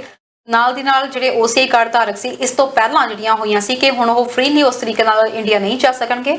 ਜਿਨ੍ਹਾਂ ਕੋਲ ਵੀ OCI ਕਾਰਡ ਧਾਰਕ ਆ ਉਹਨਾਂ ਨੂੰ ਪਹਿਲਾਂ ਪਰਮਿਸ਼ਨ ਲੈਣੀ ਪੈਣੀ ਆ, ਫਿਰ ਉਸ ਤੋਂ ਬਾਅਦ ਉਹਨਾਂ ਨੂੰ ਇੰਡੀਆ ਜਾਣ ਦੀ ਇਜਾਜ਼ਤ ਹੋਏਗੀ। ਬਿਲਕੁਲ ਜੀ। ਤੇ ਜਿਹੜੇ 20 ਸਾਲ ਤੋਂ ਘੱਟ ਨੇ ਤੇ 50 ਸਾਲ ਤੋਂ ਉੱਪਰ ਨੇ ਉਹਨਾਂ ਨੂੰ OCI ਕਾਰਡਸ ਰੀ-ਇਸ਼ੂ ਕਰਵਾਉਣੇ ਪੈਣਗੇ ਜੀ। ਜਦੋਂ ਵੀ ਤੁਸੀਂ ਆਪਣਾ ਪਾਸਪੋਰਟ ਰਿਨਿਊ ਕਰਨਾ ਤਾਂ ਤੁਹਾਨੂੰ ਜਿਹੜੇ 20 ਸਾਲ ਤੋਂ ਘੱਟ ਉਮਰ ਦੇ, 50 ਸਾਲ ਤੋਂ ਵੱਧ ਉਮਰ ਦੇ ਉਹਨਾਂ ਨੂੰ OCI ਕਾਰਡ ਰੀ-ਇਸ਼ੂ ਕਰਵਾਉਣਾ ਪਵੇਗਾ ਜੀ। ਇਹ ਨਵੀਂ ਇੰਸਟਰਕਸ਼ਨਸ ਨੇ। ਬਿਲਕੁਲ, ਪਰ ਇਹ 31 ਦਸੰਬਰ 2021 ਤੱਕ ਇਹ ਡੈਡਲਾਈਨ ਦਿੱਤੀ ਗਈ ਹੈ ਕਿ 31 ਦਸੰਬਰ 2021 ਤੱਕ ਤੁਸੀਂ ਰੀਨਿਊ ਕਰਵਾ ਸਕਦੇ ਹੋ। ਪਰ ਜਿਨ੍ਹਾਂ ਨੇ ਹਜੇ ਇੱਕ ਹਫ਼ਤਾ ਪਹਿਲਾਂ ਹੀ ਜਿਨ੍ਹਾਂ ਦੇ ਕਾਰਡ ਬਣ ਕੇ ਆਇਆ ਉਹਨਾਂ ਨੂੰ ਦੁਬਾਰਾ ਰੀਨਿਊ ਕਰਵਾਉਣ ਦੀ ਲੋੜ ਨਹੀਂ ਹੈਗੀ ਸਰ। ਤੇ ਹੁਣ ਜਿਹੜਾ ਦਰਸ਼ਕਾਂ ਲਈ ਸਵਾਲ ਹੁੰਦਾ, ਇਸ ਤੋਂ ਇਲਾਵਾ ਦਰਸ਼ਕਾਂ ਨੂੰ ਦੱਸ ਦਈਏ ਤੁਹਾਡਾ ਕੋਈ ਵੀ OCI ਕਾਰਡ ਸੰਬੰਧੀ ਸਵਾਲ ਹੈਗਾ ਤੁਸੀਂ ਸਾਨੂੰ ਕਮੈਂਟ ਕਰ ਸਕਦੇ ਹੋ। ਬਹੁਤ ਛੇਤੀ ਅਸੀਂ ਇੰਡੀਅਨ ਕੌਂਸੂਲੇਟ ਦੇ ਨਾਲ ਇੰਟਰਵਿਊ ਕਰਨ ਵਾਲੇ ਹਾਂ ਤੇ ਤੁਹਾਡੇ ਸਾਰੇ ਸਵਾਲ ਜਿਹੜੇ ਆ ਉਹ ਅਸੀਂ ਉਹਨਾਂ ਨੂੰ ਜ਼ਰੂਰ ਸਵਾਲ ਭੇਜ ਸਕਦੇ ਹੋ। ਅਸੀਂ ਉਹ ਸਵਾਲਾਂ ਦੇ ਉੱਤੇ ਜ਼ਰੂਰ ਅਸੀਂ ਅੱਗੇ ਜ਼ਰੂਰ ਉਹਨਾਂ ਨੂੰ ਪੁੱਛਾਂਗੇ ਜੀ। ਜੀ ਬਿਲਕੁਲ, ਦਰਸ਼ਕ ਇੱਕ ਜੁੜ ਗਏ ਨੇ ਸਵਾਲ, ਫਿਰ ਆਪਾਂ ਸਵਾਲ ਪੁੱਛਦੇ ਹਾਂ। ਸਤਿ ਸ਼੍ਰੀ ਅਕਾਲ ਜੀ, ਕਿੱਥੋਂ ਬੋਲ ਰਹੇ ਹੋ, ਕੀ ਪੁੱਛਣਾ ਚਾਹੁੰਦੇ ਹੋ? ਸਤਿ ਸ਼੍ਰੀ ਅਕਾਲ ਜੀ ਨਾਥ ਸਾਹਿਬ। ਹਾਂਜੀ ਸਤਿ ਸ਼੍ਰੀ ਅਕਾਲ। ਮੇਰਾ ਸਵਾਲ ਆ ਜੀ, ਅਸੀਂ ਨਿਊਯਾਰਕ 'ਚ ਰਹਿੰਦੇ ਹਾਂ। ਹਾਂਜੀ USA ਤੇ ਵੈਕਸੀਨ ਲਵਾਈ ਹੋਈ ਆ ਤੇ ਅਸੀਂ ਕੀ ਕੈਨੇਡਾ ਦੇ ਵਿੱਚ ਜਾ ਸਕਦੇ, ਐਂਟਰ ਕਰ ਸਕਦੇ ਜੀ? ਤੁਸੀਂ ਆ ਸਕਦੇ ਹੋ ਬਗੈਰ ਕਾਊਂਟਰ ਦੀ? ਬਿਲਕੁਲ ਜੀ, ਤੁਸੀਂ ਫਲਾਈ ਕਰਕੇ ਤਾਂ ਆ ਸਕਦੇ ਹੋ। ਜਿਹੜਾ ਤੁਸੀਂ ਡਰਾਈਵ ਕਰਕੇ ਆਉਣਾ ਉਹਦੇ ਚਾਂਸਸ ਘੱਟ ਹੈਗੇ ਨੇ, ਤੁਸੀਂ ਆ ਸਕਦੇ ਹੋ ਕਿਸੇ ਵੇਲੇ। ਪਰ ਜਿਹੜੀਆਂ ਸਾਡੀਆਂ ਕੰਡੀਸ਼ਨਸ ਨੇ ਉਹ ਇਹ ਹੈਗੀਆਂ ਨੇ ਜੀ, ਤੁਹਾਨੂੰ 3 ਦਿਨ ਇੱਥੇ ਜ਼ਰੂਰ ਕੁਆਰੰਟਾਈਨ ਕਰਨਾ ਪਵੇਗਾ ਜਿਹੜਾ ਹੋਟਲ ਵਗੈਰਾ ਹੈਗਾ। ਜੇ ਤੁਸੀਂ ਪੋਜ਼ਿਟਿਵ ਹੋਣੇ ਹੋ ਤਾਂ ਤੁਹਾਨੂੰ ਜਿਹੜੀ ਡੈਜ਼ੀਗਨੇਟਡ ਥਾਂ ਉੱਥੇ ਬਾਕੀ ਦੇ 11-12 ਦਿਨ ਰਹਿਣਾ ਪਵੇਗਾ। ਜੇ ਤੁਸੀਂ ਨੈਗੇਟਿਵ ਹੋ ਜਾਂਦੇ ਹੋ ਉਨੀ ਦੇਰ ਦੇ ਵਿੱਚ ਫਿਰ ਤੁਸੀਂ ਜਾ ਕੇ ਜਿੱਥੇ ਵੀ ਰਹਿਣਾ ਉੱਥੇ ਵੀ ਤੁਹਾਨੂੰ ਕੁਆਰੰਟਾਈਨ ਕਰਨਾ ਪਵੇਗਾ। ਤੁਸੀਂ ਆ ਸਕਦੇ ਹੋ ਜੀ ਕੈਨੇਡਾ ਦੇ ਵਿੱਚ। ਜੀ ਸ਼ੁਕਰੀਆ ਜੀ। ਇਹਨਾਂ ਟੈਸਟ ਕਰਾ ਕੇ ਲਿਆਈਏ? ਟੈਸਟ ਤੋਂ ਬਿਨਾਂ ਤਾਂ ਤੁਸੀਂ ਆ ਹੀ ਨਹੀਂ ਸਕਦੇ। ਸਿੰਪਲ ਟੈਸਟ ਕਰਵਾ ਕੇ ਵੀ 3 ਦਿਨ ਲਈ ਜੀ ਮਿਨੀਮਮ ਰਹਿਣਾ ਪੈਣਾ ਹੈ ਤੇ ਇੱਥੇ ਕੈਨੇਡਾ ਸਰਕਾਰ ਵੀ ਟੈਸਟ ਕਰੇਗੀ। ਹਾਂਜੀ ਸ਼ੁਕਰੀਆ ਜੀ ਕਾਲ ਕਰਨ ਲਈ। ਸ਼ੁਕਰੀਆ। ਟੈਸਟ ਤੁਹਾਨੂੰ ਕਰਾਉਣਾ ਹੀ ਪੈਣਾ ਜੀ। ਥੈਂਕ ਯੂ ਜੀ ਸਰ। ਤੇ ਅੱਜ ਦਰਸ਼ਕਾਂ ਲਈ ਜਿਹੜਾ ਸਵਾਲ ਹੁੰਦਾ, ਫਿਰ ਅੱਜ ਦਾ ਸਵਾਲ ਦਰਸ਼ਕਾਂ ਲਈ ਕੀ ਹੈ? ਲਓ ਜੀ, ਐਕਟਰ ਨੇ। ਐਕਟਰ। ਹਾਂਜੀ 31 ਤੋਂ 35 ਦੇ ਵਿੱਚ 1931 ਤੋਂ 1935 ਸਰ ਕਦੇ ਚਾ ਦੇਖਾ ਤਰਨ ਨੇ ਫਿਰ ਮੈਨੂੰ ਪਤਾ ਸੀ ਇਹਨੇ ਇਹ ਗੱਲ ਕਹਿਣੀ ਹੋਈ ਹੈ। ਮੈਂ ਵੀ ਫਿਰ ਜਾਣ ਕੇ ਲੈ ਕੇ ਆ ਵੀ ਤਰਨ ਇਹ ਗੱਲ ਕਹੂਗੀ। ਥੋੜੇ ਨਵੇਂ ਵੀ ਲਿਆਇਆ ਕਰੋ। ਜੀ ਸਰ। ਮੇਲ ਔਰ ਫੀਮੇਲ? ਮੇਲ ਨੇ ਜੀ। ਮੇਲ। ਇਹ ਦੇਖੋ ਜੀ, ਇਹ ਹੈਗੇ ਨੇ ਪਿਸ਼ਾਵਰ ਤੇ ਕਰੀਮਪੁਰਾ ਦੇ ਏਰੀਏ ਦੇ ਵਿੱਚ ਇਹ ਸੀਗੇ ਜੀ। ਬਾਅਦ 'ਚ ਇਹ ਮੱਧ ਪ੍ਰਦੇਸ਼ ਦੇ ਵਿੱਚ ਆ ਕੇ ਸੈਟਲ ਹੋਏ ਨੇ ਜੀ। ਇਹ ਇਹਨਾਂ ਦਾ ਜਿਹੜਾ ਅਰਜੁਨ ਸਿੰਘ ਇੱਕ ਪੋਲੀਟੀਸ਼ੀਅਨ ਆ, ਉਹ ਇਹਨਾਂ ਦਾ ਕਲਾਸਮੇਟ ਹੈ ਜੀ। ਤੇ ਇਹਨਾਂ ਦੇ 2 ਬ੍ਰਦਰ ਨੇ, ਉਹ ਵੀ ਫਿਲਮੀ ਹਸਤੀਆਂ ਨੇ। ਇਹਨਾਂ ਦੀ ਜਿਹੜੀ ਸਿਸਟਰ ਹੈ ਉਹ ਵੀ ਫਿਲਮੀ ਪਰਿਵਾਰ ਦੇ ਵਿੱਚ ਵਿਆਹੀ ਹੋਈ ਹੈ। ਇਹਨਾਂ ਨੇ ਕੁਝ ਕਿਤੇ ਵਿਲਨ ਦਾ ਰੋਲ ਵੀ ਕੀਤਾ, ਕਿਤੇ ਇਹਨਾਂ ਨੇ ਕਰੈਕਟਰ ਰੋਲ ਵੀ ਕੀਤਾ, ਔਰ ਇਹਨਾਂ ਨੇ ਕਾਮੇਡੀ ਵੀ ਕੀਤੀ ਹੈ। ਕਈਆਂ ਫਿਲਮਾਂ ਦੇ ਵਿੱਚ ਇਹਨਾਂ ਨੇ ਕੰਮ ਕੀਤਾ। ਪਹਿਲਾਂ ਇਹ ਪ੍ਰਿਥਵੀ ਥੀਏਟਰ ਦੇ ਵਿੱਚ ਜਿਹੜਾ ਕਿ ਪ੍ਰਿਥਵੀਰਾਜ ਕਪੂਰ ਦਾ ਸੀਗਾ, ਉਹਦੇ ਵਿੱਚ ਇਹਨਾਂ ਨੇ ਕੰਮ ਕੀਤਾ। ਸ਼ੰਮੀ ਕਪੂਰ ਇਹਨਾਂ ਦਾ ਮਿੱਤਰ ਸੀਗਾ ਜੀ, ਤੇ ਫਿਰ ਇਹਨਾਂ ਨੂੰ ਹੌਲੀ ਹੌਲੀ ਜੀ ਅੱਛਾ ਨਜ਼ੀਰ ਹੁਸੈਨ ਸਾਹਿਬ ਨੇ ਇਹਨਾਂ ਨੂੰ ਫਿਰ ਬ੍ਰੇਕ ਦਿੱਤੀ ਜੀ, ਜਿਹੜੀ ਕਿ ਸ਼ੰਮੀ ਕਪੂਰ ਤੇ ਆਸ਼ਾ ਪਰਖ ਸੀਗੀ, ਉਹਦੇ ਵਿੱਚ ਇਹ ਸਭ ਤੋਂ ਪਹਿਲੀ ਵਾਰੀ ਆਏ ਸੀ। ਫਿਰ ਉਦੋਂ ਮਗਰੋਂ ਇਹ ਨਜ਼ੀਰ ਹੁਸੈਨ ਦੀਆਂ ਫਿਲਮਾਂ ਦੇ ਵਿੱਚ ਆਏ ਨੇ, ਆਸ਼ਾ ਪਰਖ ਵੀ ਆਈ ਹੈ ਤੇ ਇਹ ਵੀ ਆਏ ਨੇ, ਹੀਰੋ ਬਦਲਦਾ ਰਿਹਾ, ਉਹ ਇਸ ਤਰ੍ਹਾਂ ਦੀ ਗੱਲ ਸੀਗੀ। ਠੀਕ ਹੈ, ਇਹ ਫਿਰ ਇਸ ਤਰ੍ਹਾਂ ਦੇ ਇਹਨਾਂ ਨੇ 187 ਮੂਵੀਜ਼ 187 ਕੀ ਬਾਤ ਹੈ, ਇਹ ਹਲੇ ਵੀ ਤੁਹਾਨੂੰ ਪਤਾ ਨਹੀਂ ਹੈ। 187 ਮੂਵੀਜ਼ ਦੇ ਵਿੱਚ ਜੀ ਇਹਨਾਂ ਨੇ ਕੰਮ ਕੀਤਾ ਹੈਗਾ, ਔਰ ਇਹਨਾਂ ਦੀ ਜਿਹੜੀ ਰਾਜਸ਼੍ਰੀ ਪ੍ਰੋਡਕਸ਼ਨਸ ਦੇ ਵਿੱਚ ਵੀ ਇਹਨਾਂ ਨੇ ਕੰਮ ਕੀਤਾ ਜੀ। ਫਿਰ ਸਰ ਮੈਨੂੰ ਦੱਸੋ, ਵਿਊਅਰਸ ਨੂੰ ਵੀ ਨਹੀਂ ਅਜੇ ਤੱਕ ਪਤਾ ਲੱਗਿਆ, ਨਾ ਸਾਨੂੰ ਕੋਈ ਅਜੇ ਤੱਕ ਮੈਸੇਜ ਆਇਆ, ਨਾ ਸਾਨੂੰ ਅਜੇ ਤੱਕ ਕੋਈ ਕਾਲ ਆਈ। ਓਕੇ ਜੀ, ਐਨ ਈਵਨਿੰਗ ਇਨ ਪੈਰਿਸ 'ਚ ਕੰਮ ਕੀਤਾ। ਫਿਰ ਵਹੀ ਦਿਲ ਆਇਆ ਕੀਤਾ, ਮਨੋਜ ਕੁਮਾਰ ਦੀ ਪੂਰਬ ਔਰ ਪੱਛਮ ਦੇ ਵਿੱਚ ਡਿਫਰੈਂਟ ਟਾਈਪ ਦਾ ਰੋਲ ਸੀਗਾ ਜੀ, ਉਹ 'ਚ ਕਾਈਂਡ ਆਫ ਕਾਮੇਡੀ ਵੀ ਸੀਗੀ ਤੇ ਬਟ ਉਹਦੇ 'ਚ दूसरा मेरे सनम च काम किया जी। फिर वही दिल आया, हूं जब प्यार किसी से होता है, बहारों के सपने, प्यार का मौसम, इन्हां फिल्मां दे विच काम किया जी। हुण तां बहुत दसदा जी, हो सकदा है साडे दर्शक भी बहुत दसदा। हां जी, सत श्री अकाल जी, ਅਮਰੀਕ ਸਿੰਘ ਬੋਲਦਾ ਜੀ ਵਿਨੀਪੈਗ ਤੋਂ। हां जी ਜੀ, ਇਹ ਰਜਿੰਦਰ ਨਾਥ ਜੀ ਦੀ ਗੱਲ ਕਰ ਰਹੇ ਹਾਂ ਨੱਥ ਸਾਹਿਬ ਆਪਾਂ। ਰਜਿੰਦਰ ਨਾਥ ਜੀ ਸ਼ੁਕਰੀਆ ਜੀ, ਤੁਸੀਂ ਸਕਰੀਨ ਤੇ ਆਨਸਰ ਸੁਣ ਸਕਦੇ ਹੋ, ਕਾਲ ਕਰਨ ਲਈ ਸ਼ੁਕਰੀਆ ਸਰ। ਜਿਹੜੀ ਭੁਗੀਆ ਵਾਲੀ ਦਾ ਰੈਸਪੀ ਭੇਜੀ ਸੀਗੀ ਜੀ, ਵੀਡੀਓ ਸੀਗੀ ਬਹੁਤ ਵਧੀਆ ਸੀਗੀ, ਥੈਂਕ ਯੂ ਜੀ। ਇਹ ਜੀ ਫਿਰ ਇੱਕ ਜਿਹੜੀ ਸਭ ਤੋਂ ਪਹਿਲੀ ਫਿਲਮ ਬਣੀ ਸੀਗੀ ਉਹਦੇ ਵਿੱਚ ਨੇਪਾਲ ਦੀ, ਉਹਦੇ ਵਿੱਚ ਵੀ ਇਹਨਾਂ ਨੇ ਐਕਟਿੰਗ ਕੀਤੀ ਹੈਗੀ, ਕਾਠਮੰਡੂ 'ਚ ਬਣੀ ਸੀਗੀ। ਇਹਨਾਂ ਨੇ ਇੱਕ ਟੀਵੀ ਸੀਰੀਅਲ 'ਚ ਵੀ ਕੰਮ ਕੀਤਾ ਜੀ, ਟੀਵੀ ਸੀਰੀਅਲ ਦੇ ਵਿੱਚ। ਦਰਸ਼ਕ ਜੁੜ ਗਏ ਨੇ ਜੀ, ਸਤਿ ਸ਼੍ਰੀ ਅਕਾਲ, ਕਿੱਥੋਂ ਬੋਲ ਰਹੇ ਹੋ ਜੀ, ਕੀ ਕਹਿਣਾ ਚਾਹੁੰਦੇ ਹੋ? Hello. Hi Navneet, how are you? Good. I think it's Sanjay Dutt. Sanjay Dutt? Sanjay Dutt? Thank you. Okay, thank you so much. Thank you. No ਬੇਟੇ, ਇਹ ਤਾਂ 1931 ਤੋਂ 1931 ਤੋਂ 35 ਹੈ ਬੇਟੇ ਇਹਦਾ ਬਰਥ ਹੈ। ਸੋ ਇਹ ਸਰ ਸੁਸ਼ਮਾ ਵਾਲੀਆ ਜੀ ਕਹਿ ਰਹੇ ਨੇ ਪ੍ਰੇਮ ਚੋਪੜਾ, ਅਮਰੀਕ ਸੋਹਲ ਜੀ ਕਹਿ ਰਹੇ ਨੇ ਰਜਿੰਦਰ ਨਾਥ ਜੀ। ਹਾਂਜੀ, ਟੀਵੀ ਸੀਰੀਜ਼ ਸੀਗੀ ਜੀ ਹਮ ਪੰਜ, ਉਹਦੇ ਵਿੱਚ ਇਹਨਾਂ ਨੇ ਕੰਮ ਕੀਤਾ ਹੈਗਾ, ਤੇ ਉਹਦੇ ਵਿੱਚ ਇਹਨਾਂ ਦਾ ਇੱਕ ਵੱਖਰਾ ਨਾਮ ਹੈਗਾ, ਔਰ ਉਹ ਨਾਮ ਨਾਲ ਹੀ ਮਸ਼ਹੂਰ ਹੋ ਗਏ ਫਿਰ ਉਸ ਫਿਲਮ ਦੇ, ਉਸ ਸੀਰੀਜ਼ ਦੇ ਵਿੱਚ। ਦੇਖ ਲਓ ਜੀ, ਕਰ ਲਓ ਟਰਾਈ। ਹੈ ਤਾਂ 187 ਫਿਲਮਾਂ 'ਚ ਕੰਮ ਕੀਤਾ। ਮੈਂ ਤੁਹਾਨੂੰ 10 ਤੋਂ ਉੱਪਰ ਫਿਲਮਾਂ ਦੱਸਤੀਆਂ ਨੇ ਜੀ। ਅਨਿਲ ਨਖਵਾਲ ਜੀ ਕਹਿ ਰਹੇ ਨੇ ਰਜਿੰਦਰ ਨਾਥ, ਗੁਰਰਹਿਮਤ ਸਿੰਘ ਜੀ ਕਹਿ ਰਹੇ ਨੇ ਰਜਿੰਦਰ ਨਾਥ। ਵਾਹ ਜੀ ਵਾਹ, ਕੀ ਬਾਤ ਹੈ ਜੀ। ਤੇ ਫਿਰ ਆਪਣਾ ਸਮਾਂ ਹੁੰਦਾ ਜਾ ਰਿਹਾ ਜੀ, ਬਿਲਕੁਲ ਹੁੰਦਾ ਜਾ ਰਿਹਾ। ਰੁਪਿੰਦਰ ਬਾਜਵਾ ਜੀ ਕਹਿ ਰਹੇ ਨੇ Rajinder Nath, I remember his movie Aarzoo. Next caller ਜੁੜ ਗਏ ਨੇ, ਸਤਿ ਸ਼੍ਰੀ ਅਕਾਲ ਜੀ, ਕਿੱਥੋਂ ਬੋਲ ਰਹੇ ਹੋ, ਕੀ ਕਹਿਣਾ ਚਾਹੁੰਦੇ ਹੋ? हाँ जी, मैं राज बराड़ बोल रहा हूँ सरी तो। Arun ji, I think it's Prem Chopra. Prem Chopra ji, thank you ji, so nice of you. ਮੈਨੂੰ ਵੀ ਲੱਗ ਰਿਹਾ ਸਰ ਵੈਸੇ ਅੱਜ ਆਨਸਰ ਇਹੀ, ਬਾਕੀ ਲੈਟਸ ਸੀ। ਸਤਿ ਸ਼੍ਰੀ ਅਕਾਲ ਜੀ, ਕਿੱਥੋਂ ਬੋਲ ਰਹੇ ਹੋ, ਕੀ ਕਹਿਣਾ ਚਾਹੁੰਦੇ ਹੋ? ਮੈਨੂੰ ਲੱਗਦਾ ਮੈਂ ਫਸਟ ਟਾਈਮ ਔਨ ਸਕਰੀਨ ਦੱਸ ਰਹੀ ਹਾਂ ਕਿ ਮੈਨੂੰ ਆਨਸਰ ਲੱਗ ਰਿਹਾ ਜੀ। ਸਤਿ ਸ਼੍ਰੀ ਅਕਾਲ ਜੀ। ਸਤਿ ਸ਼੍ਰੀ ਅਕਾਲ ਜੀ। हाँ जी, मैं रजिंदर ਸਿੰਘ ਸੇਵਾ ਹੈਮਿਲਟਨ ਤੋਂ। ਹਾਂਜੀ ਸਰ ਜੀ। हाँ जी, ਤੁਸੀਂ ਰਜਿੰਦਰ ਨਾਥ ਦੀ ਗੱਲ ਕਰ ਰਹੇ ਹੋ ਜੀ, ਪ੍ਰੇਮ ਨਾਥ ਦਾ ਛੋਟਾ ਭਰਾ, ਰਾਜ ਕਪੂਰ ਦਾ ਸਾਲਾ। ਥੈਂਕ ਯੂ ਜੀ। ਠੀਕ ਹੈ ਜੀ, ਬਸ ਫਿਰ ਠੀਕ ਹੈ ਜੀ, ਥੈਂਕ ਯੂ ਜੀ। ਨੈਕਸਟ ਹੈਗੇ ਜੀ ਸੁਨੀਲ ਸੂਦ ਕਹਿ ਰਹੇ ਨੇ ਰਜਿੰਦਰ ਨਾਥ। ਹਾਂਜੀ, ਵੈਸੇ ਰਜਿੰਦਰ ਨਾਥ ਵੱਲ ਵੋਟਾਂ ਜ਼ਿਆਦਾ ਨੇ, ਤੇ ਅਸੀਂ ਬਹੁਤ ਕੁਝ ਲੋਕ ਆ ਜਿਹੜੇ ਕਹਿ ਰਹੇ ਨੇ ਪ੍ਰੇਮ ਚੋਪੜਾ। ਦੇਖੋ, ਪ੍ਰੇਮ ਚੋਪੜਾ ਵੀ ਕਪੂਰ ਫੈਮਿਲੀ ਨਾਲ ਸੰਬੰਧਿਤ ਹੈ। ਪ੍ਰੇਮ ਚੋਪੜਾ ਰਾਜ ਕਪੂਰ ਦਾ ਸਾਡੂ ਹੈ। ਉਹਨਾਂ ਨੇ ਮਤਲਬ ਵਿਲਨ ਦੇ ਰੋਲ ਵੀ ਕੀਤੇ ਆ ਤੇ ਕੁਝ ਉਹਨਾਂ ਨੇ ਕਰੈਕਟਰ ਰੋਲ ਵੀ ਕੀਤੇ। ਹਾਂਜੀ, ਪਰ ਰਜਿੰਦਰ ਨਾਥ ਨੇ ਕਾਮੇਡੀ ਕੀਤੀ ਹੈ। ਦਰਸ਼ਕ ਜੁੜ ਗਏ ਨੇ, ਸਤਿ ਸ਼੍ਰੀ ਅਕਾਲ, ਕਿੱਥੋਂ ਬੋਲ ਰਹੇ ਹੋ, ਕੀ ਕਹਿਣਾ ਚਾਹੁੰਦੇ ਹੋ? ਹੈਲੋ, ਨਹੀਂ ਮੇਰੇ ਕੋਲ। ਸਤਿ ਸ਼੍ਰੀ ਅਕਾਲ ਜੀ। ਨਹੀਂ, ਤੁਸੀਂ ਆਨਸਰ ਦੇ ਸਕਦੇ ਸੀ। ਹਾਂ ਬਿਲਕੁਲ ਜੀ। ਨੈਕਸਟ ਕਾਲਰ ਜੁੜ ਗਏ ਨੇ, ਸਤਿ ਸ਼੍ਰੀ ਅਕਾਲ ਜੀ, ਕਿੱਥੋਂ ਬੋਲ ਰਹੇ ਹੋ, ਕੀ ਕਹਿਣਾ ਚਾਹੁੰਦੇ ਹੋ? ਸਤਿ ਸ਼੍ਰੀ ਅਕਾਲ ਜੀ, ਮੈਂ ਬ੍ਰਹਮਟਨ ਤੋਂ ਬੋਲ ਰਿਹਾ ਜੀ ਸਰ। ਇਹਦਾ ਆਨਸਰ ਹੈ ਜੀ ਰਜਿੰਦਰ ਨਾਥ। ਰਜਿੰਦਰ ਨਾਥ, ਸ਼ੁਕਰੀਆ ਜੀ ਕਾਲ ਕਰਨ ਲਈ, ਥੈਂਕ ਯੂ ਸੋ ਮਚ। ਦੇਖੋ ਜੀ, ਨਕਵਾਲ ਜੀ ਕਹਿ ਰਹੇ ਨੇ ਰਜਿੰਦਰ ਨਾਥ ਮਲਹੋਤਰਾ। ਬਿਲਕੁਲ ਜੀ, ਹਾਂ ਮਲਹੋਤਰਾ, ਯਾ ਦੈਟਸ ਰਾਈਟ। ਹਾਂਜੀ ਬਿਲਕੁਲ ਜੀ, ਇਹ ਸਹੀ ਜਵਾਬ ਹੈ ਜੀ। ਇੱਕ ਨਾ ਹੁੰਦਾ ਸੀਗਾ ਪ੍ਰੋਗਰਾਮ, ਹੁੰਦਾ ਸੀਗਾ ਵੈਂਸਡੇ ਨੂੰ ਹੁੰਦਾ ਸੀਗਾ। ਨੈਕਸਟ ਕਾਲਰ ਜੁੜ ਗਏ ਨੇ ਜੀ, ਸਤਿ ਸ਼੍ਰੀ ਅਕਾਲ, ਕਿੱਥੋਂ ਬੋਲ ਰਹੇ ਹੋ ਜੀ, ਕੀ ਕਹਿਣਾ ਚਾਹੁੰਦੇ ਹੋ? ਸਤਿ ਸ਼੍ਰੀ ਅਕਾਲ ਜੀ, ਕਿੱਥੋਂ ਬੋਲ ਰਹੇ ਹੋ, ਕੀ ਕਹਿਣਾ ਚਾਹੁੰਦੇ ਹੋ? ਸਤਿ ਸ਼੍ਰੀ ਅਕਾਲ ਜੀ, ਅਸੀਂ ਬੋਲਦੇ ਹਾਂ ਜੀ ਕੈਮਬਰੂ। ਜੀ ਸਰ। ਠੀਕ ਹੈ ਜੀ, ਥੈਂਕਸ ਫॉर ਕਾਲਿੰਗ। ਇਹ ਆ ਸਵਾਲ ਪੁੱਛ ਰਹੇ ਜਿਹੜੇ ਇੱਕ ਖਬਰ ਇੱਕ ਫਲੈਸ਼ ਕਰਦੀ ਹੈ। ਜੀ ਮੈਂ OCI ਕਾਰਡ ਬਾਰੇ ਦੱਸਿਆ ਇਹਦਾ ਕੀ ਮਤਲਬ ਕੋਈ ਇੰਡੀਆ ਨੇ ਕੋਈ ਨਵੀਂ ਖਬਰ ਤੁਸੀਂ ਥੋੜਾ ਜਿਹਾ ਲੇਟ ਹੋ ਗਏ ਹੋ ਤੁਸੀਂ ਪ੍ਰੋਗਰਾਮ ਨੂੰ ਫੇਸਬੁੱਕ ਤੇ ਜਾ ਕੇ ਬੈਕ ਕਰਕੇ ਦੇਖ ਲਓ ਤੇ ਸਾਰੀ ਜਾਣਕਾਰੀ ਸਾਰਾ ਸਮਾਂ ਹੋ ਗਿਆ ਜੀ ਸੌਰੀ ਸ਼ੁਕਰੀਆ ਜੀ ਫੇਸਬੁੱਕ ਹੈ ਹਮਦਰਦ ਦੀ ਵੈਬਸਾਈਟ ਤੇ ਆ ਜਾਓ ਵੈਬਸਾਈਟ ਤੇ ਚੱਲ ਜਾਓ ਦੀ ਵੈਬਸਾਈਟ ਤੇ ਜਾਓ ਉੱਥੇ ਪਾਇਆ ਹੈ ਜੀ ਜੀ ਸ਼ੁਕਰੀਆ ਜੀ ਬਹੁਤ ਬਹੁਤ ਧੰਨਵਾਦ ਕਾਲ ਕਰਨ ਲਈ ਜੀ ਸਰ ਸਮਾਂ ਸਾਰਾ ਸਮਾਂ ਹੋ ਗਿਆ ਜੀ ਹਾਂ ਇਹ ਜੀ ਰਜਿੰਦਰਨਾਥ ਬਿਲਕੁਲ ਸਹੀ ਜਵਾਬ ਹੈ ਜੀ ਰਜਿੰਦਰਨਾਥ ਮੇਰੇ ਇਹਨਾਂ ਦੀ ਸਿਸਟਰ ਰਾਜਪੁਰ ਨੂੰ ਵਿਆਹੀ ਹੋਈ ਸੀਗੀ ਤਿੰਨ ਭਰਾ ਨੇ ਤੀਸਰੇ ਭਰਾ ਨੇ ਵੀ ਐਕਟਿੰਗ ਕੀਤੀ ਹੈ ਉਹਦਾ ਬਹੁਤ ਘੱਟ ਲੋਕਾਂ ਨੂੰ ਪਤਾ ਨਰਿੰਦਰਨਾਥ ਹੈ ਜੀ ਉਹਦਾ ਨਾਮ ਇਹ ਤਿੰਨਾਂ ਭਰਾਵਾਂ ਨੇ ਪ੍ਰੇਮਨਾਥ ਦੂਸਰਾ ਭਰਾ ਉਹਨੇ ਤਾਂ ਹੀਰੋ ਵੀ ਹੈ ਵਿਲਨ ਵੀ ਹੈ ਬਹੁਤ ਕੁਛ ਹੈ ਬਿਲਕੁਲ ਜੀ ਰਜਿੰਦਰਨਾਥ ਅੱਜ ਫਿਰ ਇੰਨਾ ਹੀ ਕਾਫੀ ਜੀ ਬਿਲਕੁਲ ਜੀ ਤੇ ਫਿਲਹਾਲ ਦਿਓ ਇਜਾਜ਼ਤ ਪਰ ਜਿਹੜੇ ਵੀ ਦਰਸ਼ਕ ਇਸ ਵਕਤ OCI ਕਾਰਡ ਬਾਰੇ ਵਧੇਰੇ ਜਾਣਕਾਰੀ ਲੈਣਾ ਚਾਹੁੰਦੇ ਨੇ ਅਸੀਂ ਪੂਰੀ ਕੋਸ਼ਿਸ਼ ਕਰਾਂਗੇ ਕਿ ਟੋਰਾਂਟੋ ਕੌਂਸੂਲੇਟ ਵਾਲਿਆਂ ਨਾਲ ਅਸੀਂ ਗੱਲਬਾਤ ਕਰਕੇ ਇੰਟਰਵਿਊ ਲਵਾਂਗੇ ਤੇ ਪੂਰੀ ਜਾਣਕਾਰੀ ਤੁਹਾਡੇ ਨਾਲ ਜਿਹੜੀ ਹੈ ਸਾਂਝੀ ਕਰਾਂਗੇ ਇਸੇ ਪ੍ਰੋਗਰਾਮ ਵਿੱਚ ਤੁਹਾਨੂੰ ਇੰਟਰਵਿਊ ਜ਼ਰੂਰ ਦਿਖਾਵਾਂਗੇ ਫਿਲਹਾਲ ਆਹ ਪ੍ਰੋਗਰਾਮ ਦੇਖਣ ਲਈ ਤੁਹਾਡਾ ਬਹੁਤ ਬਹੁਤ ਧੰਨਵਾਦ ਜਿਨ੍ਹਾਂ ਨੂੰ ਵੈਕਸੀਨ ਨੂੰ ਲੈ ਕੇ ਕੋਈ ਵੀ ਸਵਾਲ ਹੈਗਾ ਜਾਂ ਵੈਕਸੀਨੇਸ਼ਨ ਦੇ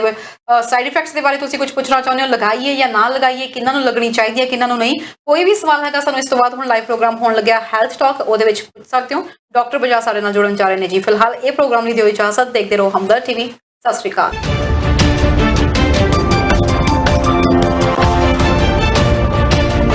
ਲੇਟੈਸਟ ਨਿਊਜ਼ ਸਭ ਤੋਂ ਪਹਿਲਾਂ ਆਪਣੇ ਫੋਨ ਤੇ ਦੇਖਣ ਲਈ ਸਾਡਾ ਚੈਨਲ ਸਬਸਕ੍ਰਾਈਬ ਕਰੋ ਅਤੇ ਨੋਟੀਫਿਕੇਸ਼ਨ ਦੇ ਲਈ ਬੈਲ ਆਈਕਨ